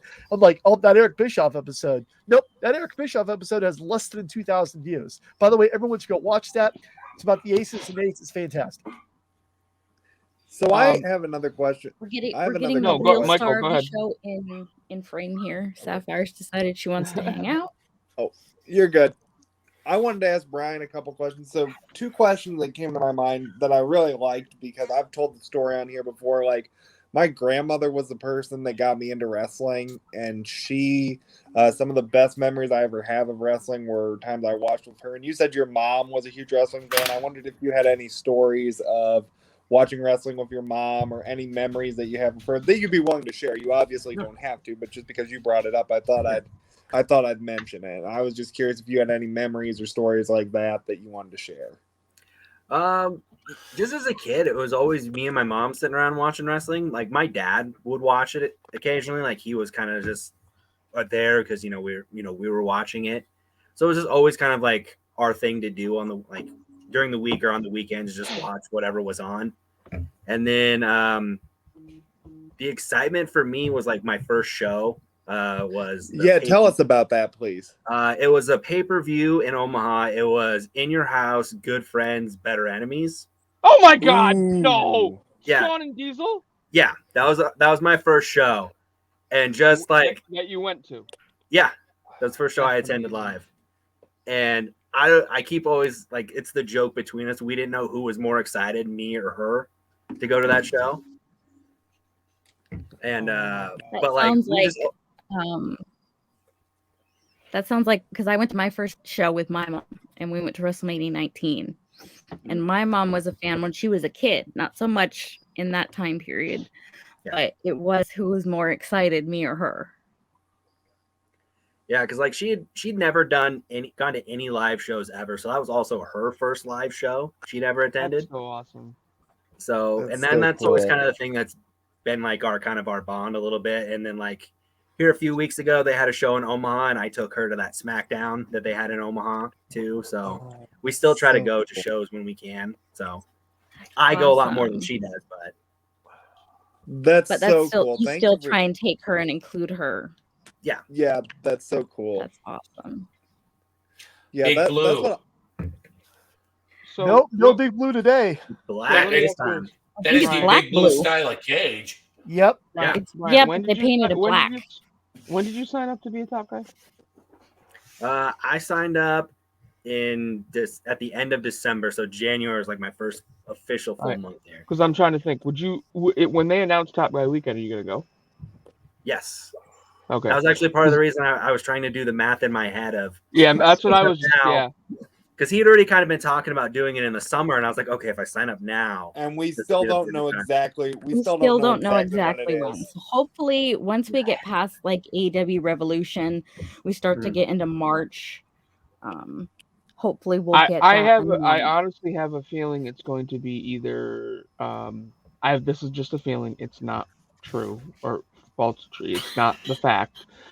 I really think they're either going to do SummerSlam weekend or they're going to do All Out again. All Out in Chicago. Yeah. I think so it's that's either going to be Nashville or Chicago. But those seem like likely candidates. Yeah. Because All Out. I think All Out. I'm thinking Double or Nothing. But Conrad will never go back to Vegas. I'd be perfectly fine with Nashville or Chicago because both of those are driving distance for me, and that saves me considerable amount of money. So, I mean, I would prefer Nashville just because we went there in December for a Titans game, and like we did a day trip and drove down to Memphis, and I just want to go back to Nashville. Well, honestly, Brandi, I'm still going to SummerSlam, so regardless. Yeah. So you're definitely welcome to join. I think we already talked about this, didn't we? Yes, and I think I might because we filmed with FFP earlier for a bonus pod for the Patreon, and they're gonna do like they're gonna do a weekend like they did for SummerSlam, and they said my magic word, which is karaoke. Yeah. Yeah. So I might be interested in that. So I might. Well, I mean, I know we're definitely gonna go to the Titans Bengals game. Yep. So I'm going to Nashville twice this year, which is awesome. I'm gonna, of course, while in Nashville, go to Baptist Sports Park where the Tennessee Titans will be in training camp. Doing training camp, and hopefully, because I did training camp with the Patriots, but they weren't allowed to like do any signing stuff because of COVID. Yeah. So hopefully this year they'll lax that a little bit so we can get some like autographs or at least some photos, you know? Yeah. Doing karaoke with half the AEW roster has ruined karaoke for me. Like, of course. I just do karaoke because you can ask Frank because Frank spent 3 hours in the car with me going down and coming back up. I just like to sing. Right. So karaoke is like I'm here for. The whole Thunder Rosa Thunder Rosa shocked me. I mean, we've had her on the show, on the OG show, and Thunder Rosa is an amazing human being. And like, I don't think there's anything she can't do. When she started singing, and like she delivered on a prayer. I can't remember the other one she did. But that woman can sing. She did some song in Spanish. Did she not do a Selena song? Yes, I think it was a Selena song. But my point is any karaoke I go to has to have Thunder Rosa involved because Top Guy Weekend ruined that for me. That is true. Top Guy Weekend ruined a lot of things for us because we're like, is this real life? We were 5 fucking minutes away from having Tony Khan sing. Oh, I remember I walked down and we were waiting. I think we were waiting to go to the baseball game, and Eric Bischoff walks through the lobby, and a bunch of us stopped to talk to him. And I'm like, "Hey, I'm Brandi. I'm here from Alaska." And he's like, "I know." And I'm like, "What? He knows us." You're right. Right. Y'all know us. that's the thing, Bryant. Like, we've gotten so like tight with these people. Like Tony Schiavone knows who I am, and that's incredible to me. Like, we had were you on the Zoom the other night where he kind of busted my balls about the Titans? Were you there for that? Yeah, I was there for that one. Yeah. So like, I wasn't. What I like to do now, because I've had plenty of opportunities to talk to Tony and Eric and Jeff, all of those guys, that with newer top guys like you, I prefer to just kind of sit back and listen and give people a chance to give other people an opportunity. And the fact that he took a time to end the show by saying, "Frank, I really thought that the Titans were going to beat the Bengals," like that means a lot to me. And like when I went to the AEW show in Boston, I get teary-eyed thinking about what he did that night. He knew I was there. I was sitting ringside, and when the show was over, Tony Schiavone, who everybody knows, everybody in that arena knows who he is. Yep. He walked through the crowd to get to me, to come see me, to come say hi to me. And he shook my hand and gave me a hug and thanked me for coming. Hey, real quick, Sorry, we were taking pictures. If you remember this, I took your picture with Tony Schiavone, and then turned around. And I was going to take my picture with Tony Schiavone, and you walked off. So Tony and I were standing there like this, and there's no one there to take our picture. When was this? This is you, me, Mandic. Remember, we all got our pictures. Was this like at And this is Full Gear. I'm sorry, I'm getting the two pay-per-views confused. Okay. At Full Gear, if you remember that, we all. I was so smitten by the fact that that was my first time meeting him. Right. And I was just like, holy shit! And we almost got murdered. I almost got murdered by that security guard because I was a little bit behind you guys. Tony saw you guys, and I walked up to the security guard and started to stop me. I'm like, I'm with those guys, and they're like, okay, so. Yeah, you left me and Tony just like arm in arm for like 30 seconds when you walked away from us. And that was my first experience with Tony Schiavone. I can't wait for Top Guy Weekend to get to meet all of them and also get to finally meet all of you in person. It's something I'm really looking forward to because I didn't go to the last one due to just scheduling conflicts and still being a little cautious with the pandemic. But like we said, we don't know when the next one is. Nothing's been confirmed, but we can't wait for it, and looking forward to meeting all of you, especially you, Brian. I hope you've enjoyed your time here tonight too on Top Guy Theater. We've definitely enjoyed having you. You've asked some excellent questions. Yeah, no, I appreciate it. And honestly, funny thing, I always thought that this was part of being like the Top Guy package. Like I thought this was tied into everything. Maybe we will be someday. That would be nice. No, TJ Stevens. I don't know if you've heard of a show called Filter Free Podcast, but he created the show, and then he went off to do his podcast, and he told me that he was going to leave it to me. And our vision was to always get to know all the top guys, right? But I've kind of expanded to I want to get to know everybody in ad free shows. Now that's a very huge task. There's over 3,000 patrons. Oh yeah. But I've had enhancement talent on here, my push on here. It's been mostly top guys because they're honestly, you got like all the top guys are very receptive to being on here. And when you're a top guy, you've already been in a lot of the interactive events anyway, so you kind of know who we are and you're not timid to it. But I had an enhancement talent on here. We had a great time, and that's the whole point of this. Is to further Conrad's vision of fellowship and friendship in wrestling, and that's really and we sprinkle in we had All Ego Ethan Page and Thunder Rosa, we had Eric Redbeard, we had Swoggle 3 times. Swoggle, we've had Bischoff, personal friend Conrad. of the show, Swoggle. Yeah, friend of the show at this point.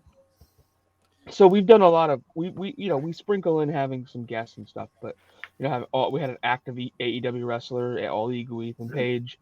So, but like the whole point of this is to get to know you. Like, when Top Guy Weekend comes, I want to meet you. I want to talk to you more. Like that's why we do this. So we're not a part of ad free shows, but we sure do a whole hell of a lot of free advertising for them. Yes. But I'll say this, they more than deserve it, honestly, because none of us would know each other if it wasn't for ad free shows. And really, their whole team, the people even that you don't hear about, but everybody that's on that team is fantastic. They really are. And they care about what they're doing. I have to sidestep for a moment. Watching this match reminded me that I think one of the biggest holy shit moments I ever had in wrestling, and I still have, and it just shocked me, is how fucking ripped Vince McMahon was. The first time I saw him without a shirt, I was like, Jesus Christ. Isn't this is the match where he falls off the cage and like bounces? Yeah, that's coming out. Yeah, and he breaks his tailbone, doesn't he? He breaks some bone, doesn't he? It's his tailbone. He hurts his tailbone. I want to say he hurts That's his what tailbone. it was. Because it's the way he almost lands, like if I'm remembering, he lands like straight down.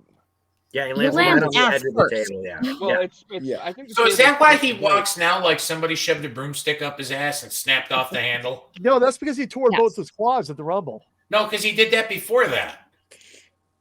Yeah, no, it's because he broke his coccyx, and that's the technical term for his tailbone. Oh, all right. I'm sorry. And, I just heard cock. Yeah, Brandy's over here yelling cock. So go real quick, Brian. if you don't, again, you don't have to answer these questions, but like, I mean, what do you do for a living? I work in sales for Pepsi. Actually, I'm a Pepsi salesman. So. Oh, that's really cool. What a coincidence! I really like your product. Fantastic, great. You're helping pay me then. You can testify to this because I worked for Coca-Cola for a few years, and I know they do it for Pepsi because I talked to Pepsi guys. If you work for Coke or if you work for Pepsi and you were caught drinking competitor product on the clock, you will be fired immediately. Yes, that is correct. We do have that policy still. We actually, when I first started, we fired a driver because he still had the Coke can in his truck, and they fired him that day for it. I was because he had been driving and had the evidence in his car. Yep. In his Wow. truck. Yep. He might as well have had a beer in the truck. But oh yeah, I was a hardcore Mountain Dew drinker when I worked for Coke, so I had to buy fountain sodas all the time because it's like what's in there? Mellow Yellow. Right, Lee. So I have a friend that works for Coke actually. So is Pepsi the same way where it's like you've got drivers, merchandisers, and salesmen? Is that how it works? Yes. Yep. So are you? So my friend's a merchandiser. So you're the salesman. You're the one getting the commission. Yep. Okay, cool. I'm the one getting the product in, and then like if he worked or one of my stores, he'd work the delivery when it comes in and put the product out on the shelves and stuff. So how many stores do you sell for, or how does that work? This stuff interests me. Me too. I have a total of 50 stores that I service throughout the week. And then I travel kind of all around the area. So like I'm here, and then like I go south to service stores down south too. So I do quite a bit of traveling as well. So are they all in the state of Nebraska? Yeah, I'm still in the state. Yeah. Okay. Do you like the traveling aspect of your job? I do actually. Yeah, it's one of the things I like is I love traveling. Yeah, I don't know why, but I love taking road trips and just driving. Yeah. One of the things I remember most about Coke and Pepsi is that Pepsi paid better mileage. Like with Coke, you didn't get paid for mileage until you got to your first stop. So from first stop to your last stop, they paid you mileage. But from home to your first and from your last to home, they didn't give you shit. When I worked for Coke, I had to drive 45 minutes to get to my first stop. All of my stops were a mile of each other, and then 45 minutes home. So I was getting gypped. Mm-hmm. Yeah, we're getting ripped off there. Absolutely. Yeah, it's still that way, by the way. Yep. Quick story. I'm sorry. I quit Coca-Cola and became a stay-at-home dad for about 8 months because the amount of money I was making at Coca-Cola was paying for daycare, gas and lunches. Daycare for 2 kids was not cheap, and I was spending more on gas and lunches and daycare than I was making. I saved money by quitting that job. I think this bump is coming up. Yep, the bump should be coming right now here. Yeah. Can we just talk about the ridiculousness of Vince's idea of ring attire is literally a pair of God. He bounced in there with his cock. Vince broke his cock. What was your comment on his ring attire, Brandi? It's just it's hilarious to me that his idea of ring attire is a pair of Levi's. Yep. Because like you can see Levi's has a very distinctive label sewn onto the back of their jeans. Like it's different from every other jean maker. So that's how I know those are Levi's. It's because they've got the patch on the back. Well, gosh darn hell, don't you know? Got to be comfortable out there in the ring. Oh yeah, I mean they're great. I think I see how he broke his coccyx. He's lucky his head didn't hit a monitor.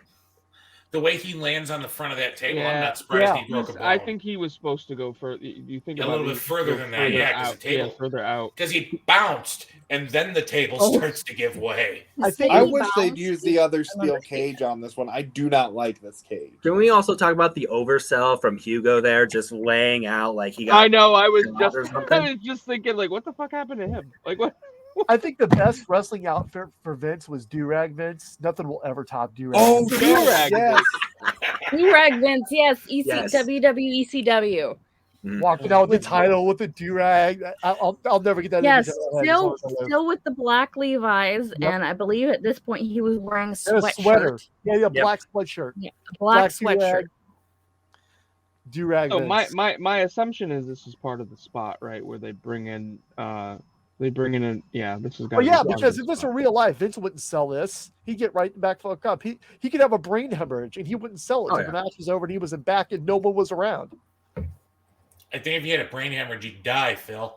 No, he wouldn't sell it. I don't think that'd be hard to miss. No, he wouldn't sell it. Oh no! You can have a brain hemorrhage. It's slow. You can have a brain hemorrhage. Yes, you can't have like a burst, but you can have like a slow leak in your brain. Absolutely. We're talking about a man who tore both of his quads and then walked back to the back area. No, he only tore the one when he got in the ring, and then when he walked back is when the other one went. But he still walked back. Oh yeah, how he walked on one torn quad is like. Triple H got stretchered out when he tore his quad. Vince is like, no, fuck this, I'm walking out. So Brian, he didn't get stretchered. He got help, but he was helped by like 3 people. He was helped. Okay, here's what I don't get. It was Earl, and there was another referee. Like they had a hard time because Triple H is a good 240, 250 at this point, and they're having a hard time moving that mass. Vince keeps saying, "Don't move me, don't move me." So, Brian, I have to ask, you said you travel a lot, what are some of your favorite ad-free shows, podcasts to listen to when you travel, assuming you're able to listen to them? It finally took me a long time, but I finally caught up on them. But my favorite one was 83 Weeks. That was the one that I listened to first. Yeah. And then I found Something to Wrestle. But it's basically 83 Weeks, Something to Wrestle, and then... Probably now it's Jeff Jarrett's podcast. I was going to say Jarrett's my number one. Bischoff used to be. Now My World for me is actually number one. Well, see, I'm not a TNA fan, so when they go into their TNA stuff, they lose me. So I will, like I just listened to his when he came back in '95. Jeff's, it was really good. Like I really like Jeff. It's just I don't know what they're talking about when they're talking TNA. It's worth noting that we're working on. I don't mean to interrupt you. But we are working on a special anniversary edition of TNA when we get to it later this year. How the Tennessee Titans saved TNA. I think I want that to be the first full TNA episode that we cover here on Top Guy Theater. We did a full TNA episode with Cyrus Fees. Did we? Yes. Genesis 2011. No. I'm not talking about Impact. I'm talking about actual NWA TNA. Right. It's the same company. Yes. Pretty much. I wasn't gonna say it. I do, since we're on the honor roll of announcements here, I would like to tease everyone that we are actually in the process of creating and working on a second show for everybody. And we will be unveiling that at the end of February, beginning of March, and I cannot wait for all of you to see it. I know that a lot of the stuff that they do, they practice, I imagine. Is there any graceful way to fall off of a stretcher bottom first? I don't think so. Probably not. So. No. Wow. I was actually at this happened at Backlash 03, where Rey Mysterio was on the stretcher on a backboard, strapped onto the backboard, and Big Show picked him up. I remember that. He swung him into the post, and then dropped him on his fucking face. We were all like gasping when that happened. I remember that. He picked him up like it was a toy because he was completely strapped down. I imagine they strapped him down pretty good because they knew it was going to happen. But it was like he lifted him up like a toy and just whacked him off of the ring post. Yeah, it was pretty brutal. The amazing thing of this is that these two have been going at it for 15 minutes. Mike Chioda just rang the bell to start the match. Yeah. Well, because it never got in the ring, right? Is that what? Yeah, they weren't ever really in the ring. They weren't in the ring at the same time. Yes, because Steve was in it, and then Vince was in there, and he just pulled a Bret Hart right there. That was a classic Bret Hart elbow drop. Yep. Well, he picked up some things working with Bret, and clearly. You said Brian earlier. You can correct me if I'm wrong, but I was thinking of this as you brought up the Bret Hart elbow drop. Bret Hart was one of your favorites, right? Yes. And we're watching a Vince McMahon match, so I have to ask, what was your opinion of Bret's return in 2010, and what did you think of having the match with Vince at WrestleMania? I thought him coming back was great because you gotta heal old wounds, I agree. Right, a lot of closure there. have that closure and get back to a healthier life instead of just living with that. Having the match with Vince, I honestly thought it wouldn't work anyway because after his stroke, couldn't really do anything. You couldn't take a bump, couldn't take a shot. So you just knew if he was going to have a match, it was going to be awful. And it came off like I get having the match for the story purpose. I think it was okay the way they did it involving the rest of the family. Yeah, I thought like that's the perfect way to do it was involve extra people so that way it takes more off of Brett in the end. But the match, honestly, I guess. I mean, I was glad if it could have been like the Hogan match at 19. See, that's what I kind of envisioned at first. But imagine if they could have had that kind of a match. If they could have had that kind of a match, it would have been great. That's what I mean. See, that's what I was hoping for. I knew we wouldn't get it, but that would have been fantastic. Right. Ouch. Vince in the ring, though, I mean, you could make the case he's one of the better storytellers to me. Absolutely. That people don't talk about as much. But you figure, especially during this time, he was in the ring a lot. My favorite match is Vince McMahon and Ric Flair at the Rumble. I could see that, yes. I could definitely see that. Because, see, Vince will be the first to tell you he's not a good wrestler. He's not trained extensively. What he can bring is in the way he can tell a story because he's a good actor. He's a good presenter. Yes, very. And a good character. So that is what he has to rely on. That hurt me. You know who else isn't a trained wrestler? Bad Bunny. Fucking Bad Bunny pulling out another Canadian destroyer in the Royal He's been doing Rumble. some impressive stuff since he's been in WWE. I'm very impressed. When he was getting ready for his match, he moved to Florida to be closer to the Performance Center so that he could go there and train every day in preparation for that match. I honestly love hearing that. The dedication, that to me is awesome. Brian, what were some of your favorite celebrity involvements that you remember from wrestling? I mean, I know we're talking Bad Bunny, but there's been so many over the years. I didn't know if there were any that really stuck out to you. The Bad Bunny one does stick out just for more recent purposes, just because, kind of like Brandi said, the dedication he had to it. Because you don't see a lot of celebrity involvement where they're going to just dedicate this much time to doing this. It's just, I'll show up and we'll just see what happens. Which also just brings up all the terrible Raw GMs that tried to put themselves in matches. What was your opinion of that era? Because I see that was like the peak of my fandom, so I remember all those so well. To me, the best one had to be Bob Barker. Yes, good. Bob Barker. Price is Right spots was hilarious. I will never get over Chris Jericho keeping a straight face because when they did the panel, Jericho's the only one that came out in his ring gear, which is just little underwear tights, and he had the name badge on there, and I'm like, he's taking it so seriously.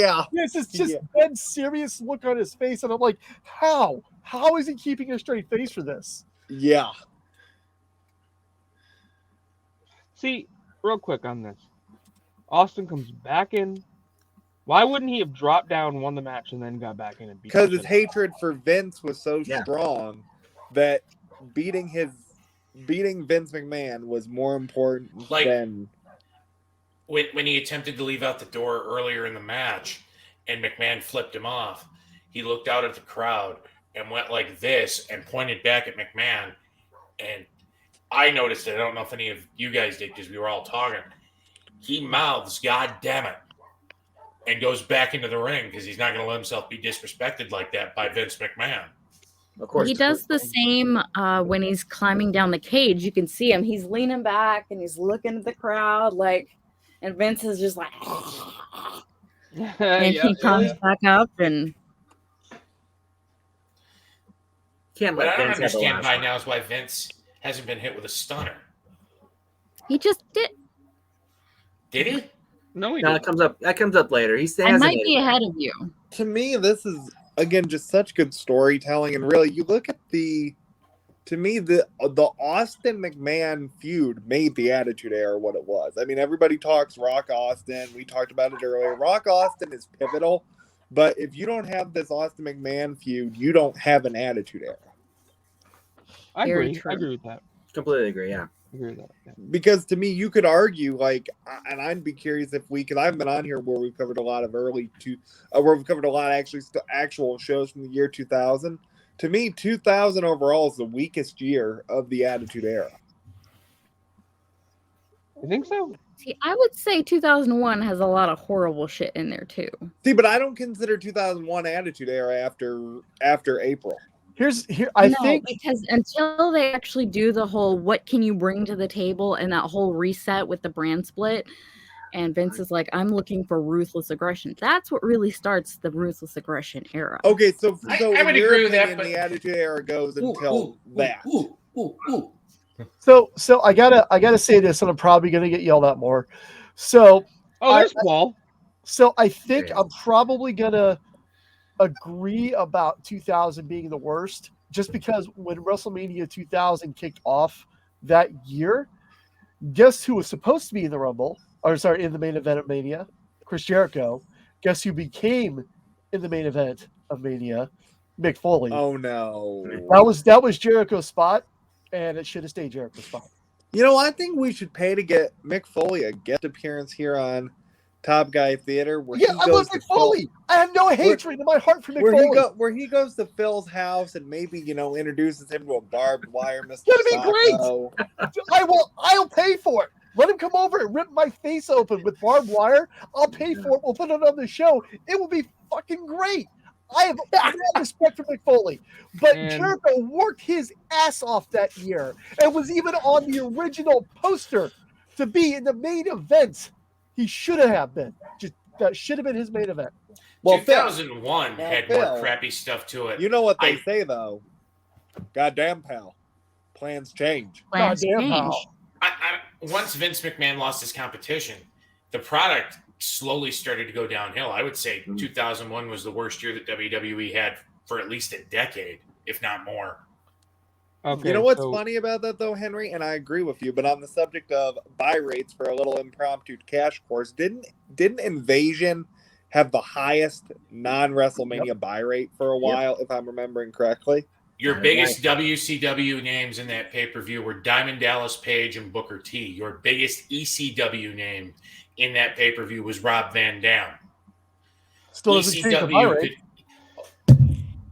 I think I know that's where that most of us were buying it on the premise of what we could have and what we expected versus what we got. Guys, real quick. The finish of the show just happened. Paul White comes up from the mat, beats the hell out of Austin, throws him in the cage. Cage breaks, Austin falls, and out he goes. Now he's giving us the 21 gun salute with his two middle fingers. I don't mean so. Okay, I'm just looking at the. We went from train wreck duck dicks to serious wrestling conversation in a 30-minute time span. That was from the private chat. So let's kind of put a bow on this because we've had a long day. Bryant, we like to get final thoughts here. Your thoughts on this particular show?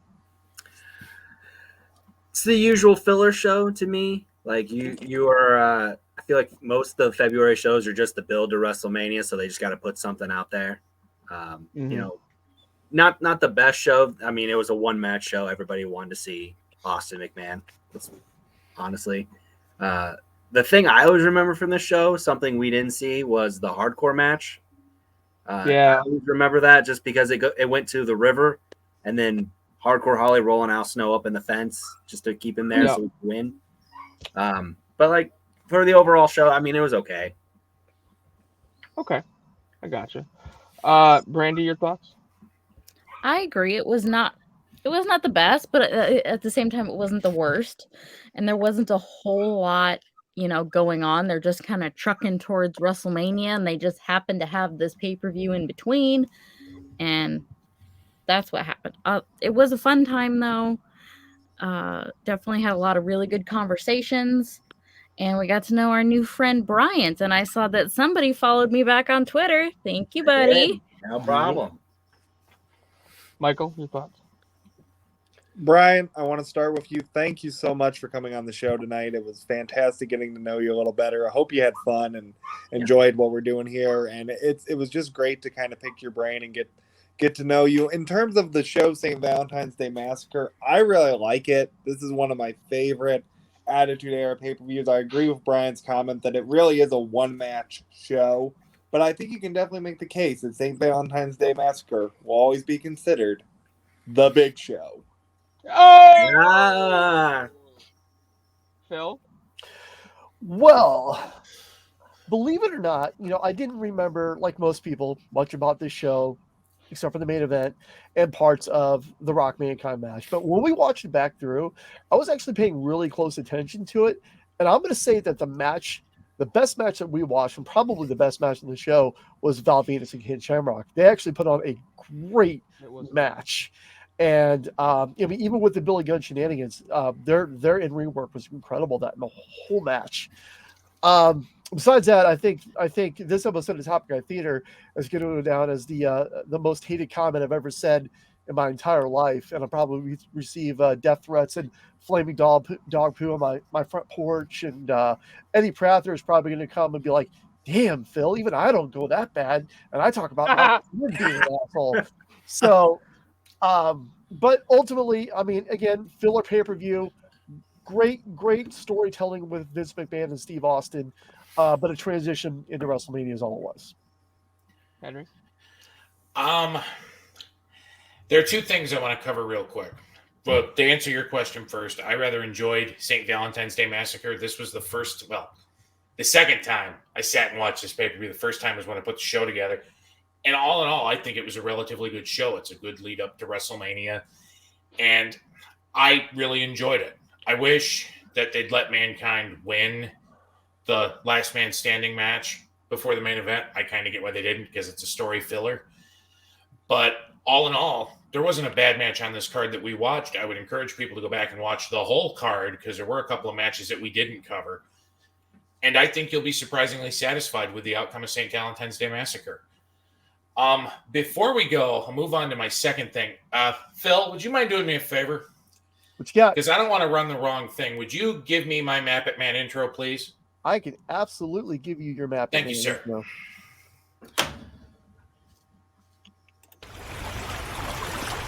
Yo ho ho! Hey! Blow me down! Na na na na na. 332 Kitty Hawk, USS Kitty Hawk. This is Namcom State Dr. Roger, over.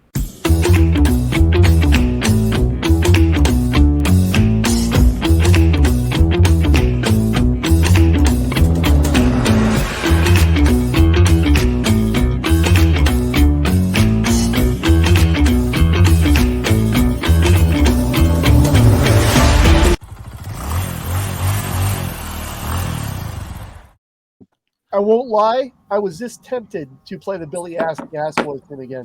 I almost did it. Thank you for not doing that, Phil, because I'd have gotten upset.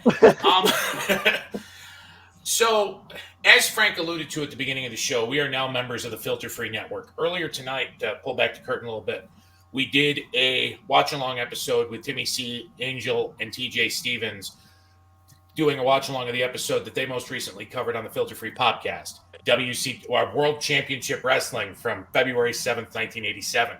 Super Towns on the Superstation. That will be available on our Patreon, the Filter Free Network, probably before the end of the day tomorrow.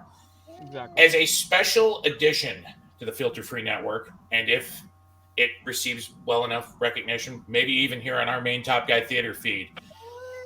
2 weeks ago, we covered the WWF Royal Rumble from 2001 with Hornets Beard Guy. It is an excellent show, and I recommend going back to take a listen to it or watching it on our YouTube channel. In that span of time, I have built a special show that I want to cover. The Royal Rumble was the third major pay-per-view from any of the major North American promotions in 2001. Over the last week, I have put together what I believe to be a kick-ass show, and I'm calling it our first ever WCW ECW Super Show, where we are going to go back and watch the best matches from the very last Extreme Championship Wrestling pay-per-view, Guilty as Charged 2001, from the Hammerstein Ballroom in New York City, and WCW Sin from the Conseco Fieldhouse in Indianapolis, Indiana. Now, I know what most of you out there are probably thinking to yourselves, especially if you've been following us since the very beginning when TJ was the showrunner. But Mr. Mappet Man, we've already covered WCW Sin 2001. And you're absolutely right. But since we've rebooted the show, we haven't covered it our way. Our special WCW ECW Super Show will be coming soon to the Filter Free Network. And I look forward to it. This is a show I've put a lot of hard work into. And I hope you guys enjoy it just as much as I hope the audience does. Beautifully put, Henry. And that concludes our second mapping. Yeah, all right. With that being said, I want to encourage everyone to give the Filter Free Network a check. I wanted to ask Brandi real quick: is your cat horny? No, she's just mad. Okay, because she sounded like she was looking for a kitty pee-pee. Anyway, yeah, give Filter Free Network a chance. There's only one tier, $10. It's called Dummy Heads. I know you have a lot of choices out there, so I appreciate you giving us a chance.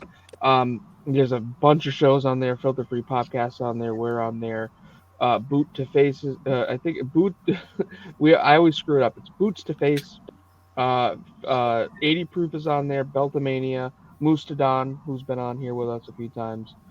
And it's also worth noting that if you subscribe to the Filter Free Network, instead of having to wait till Friday to catch this on our YouTube channel, you can catch it early and uncensored. I almost said early and ad-free, but we don't have any ads. Hey, Marcus. It's going to be uncensored. Remember that beginning part there where it was an edit point? I ain't taking that out. It's going right on. Right there.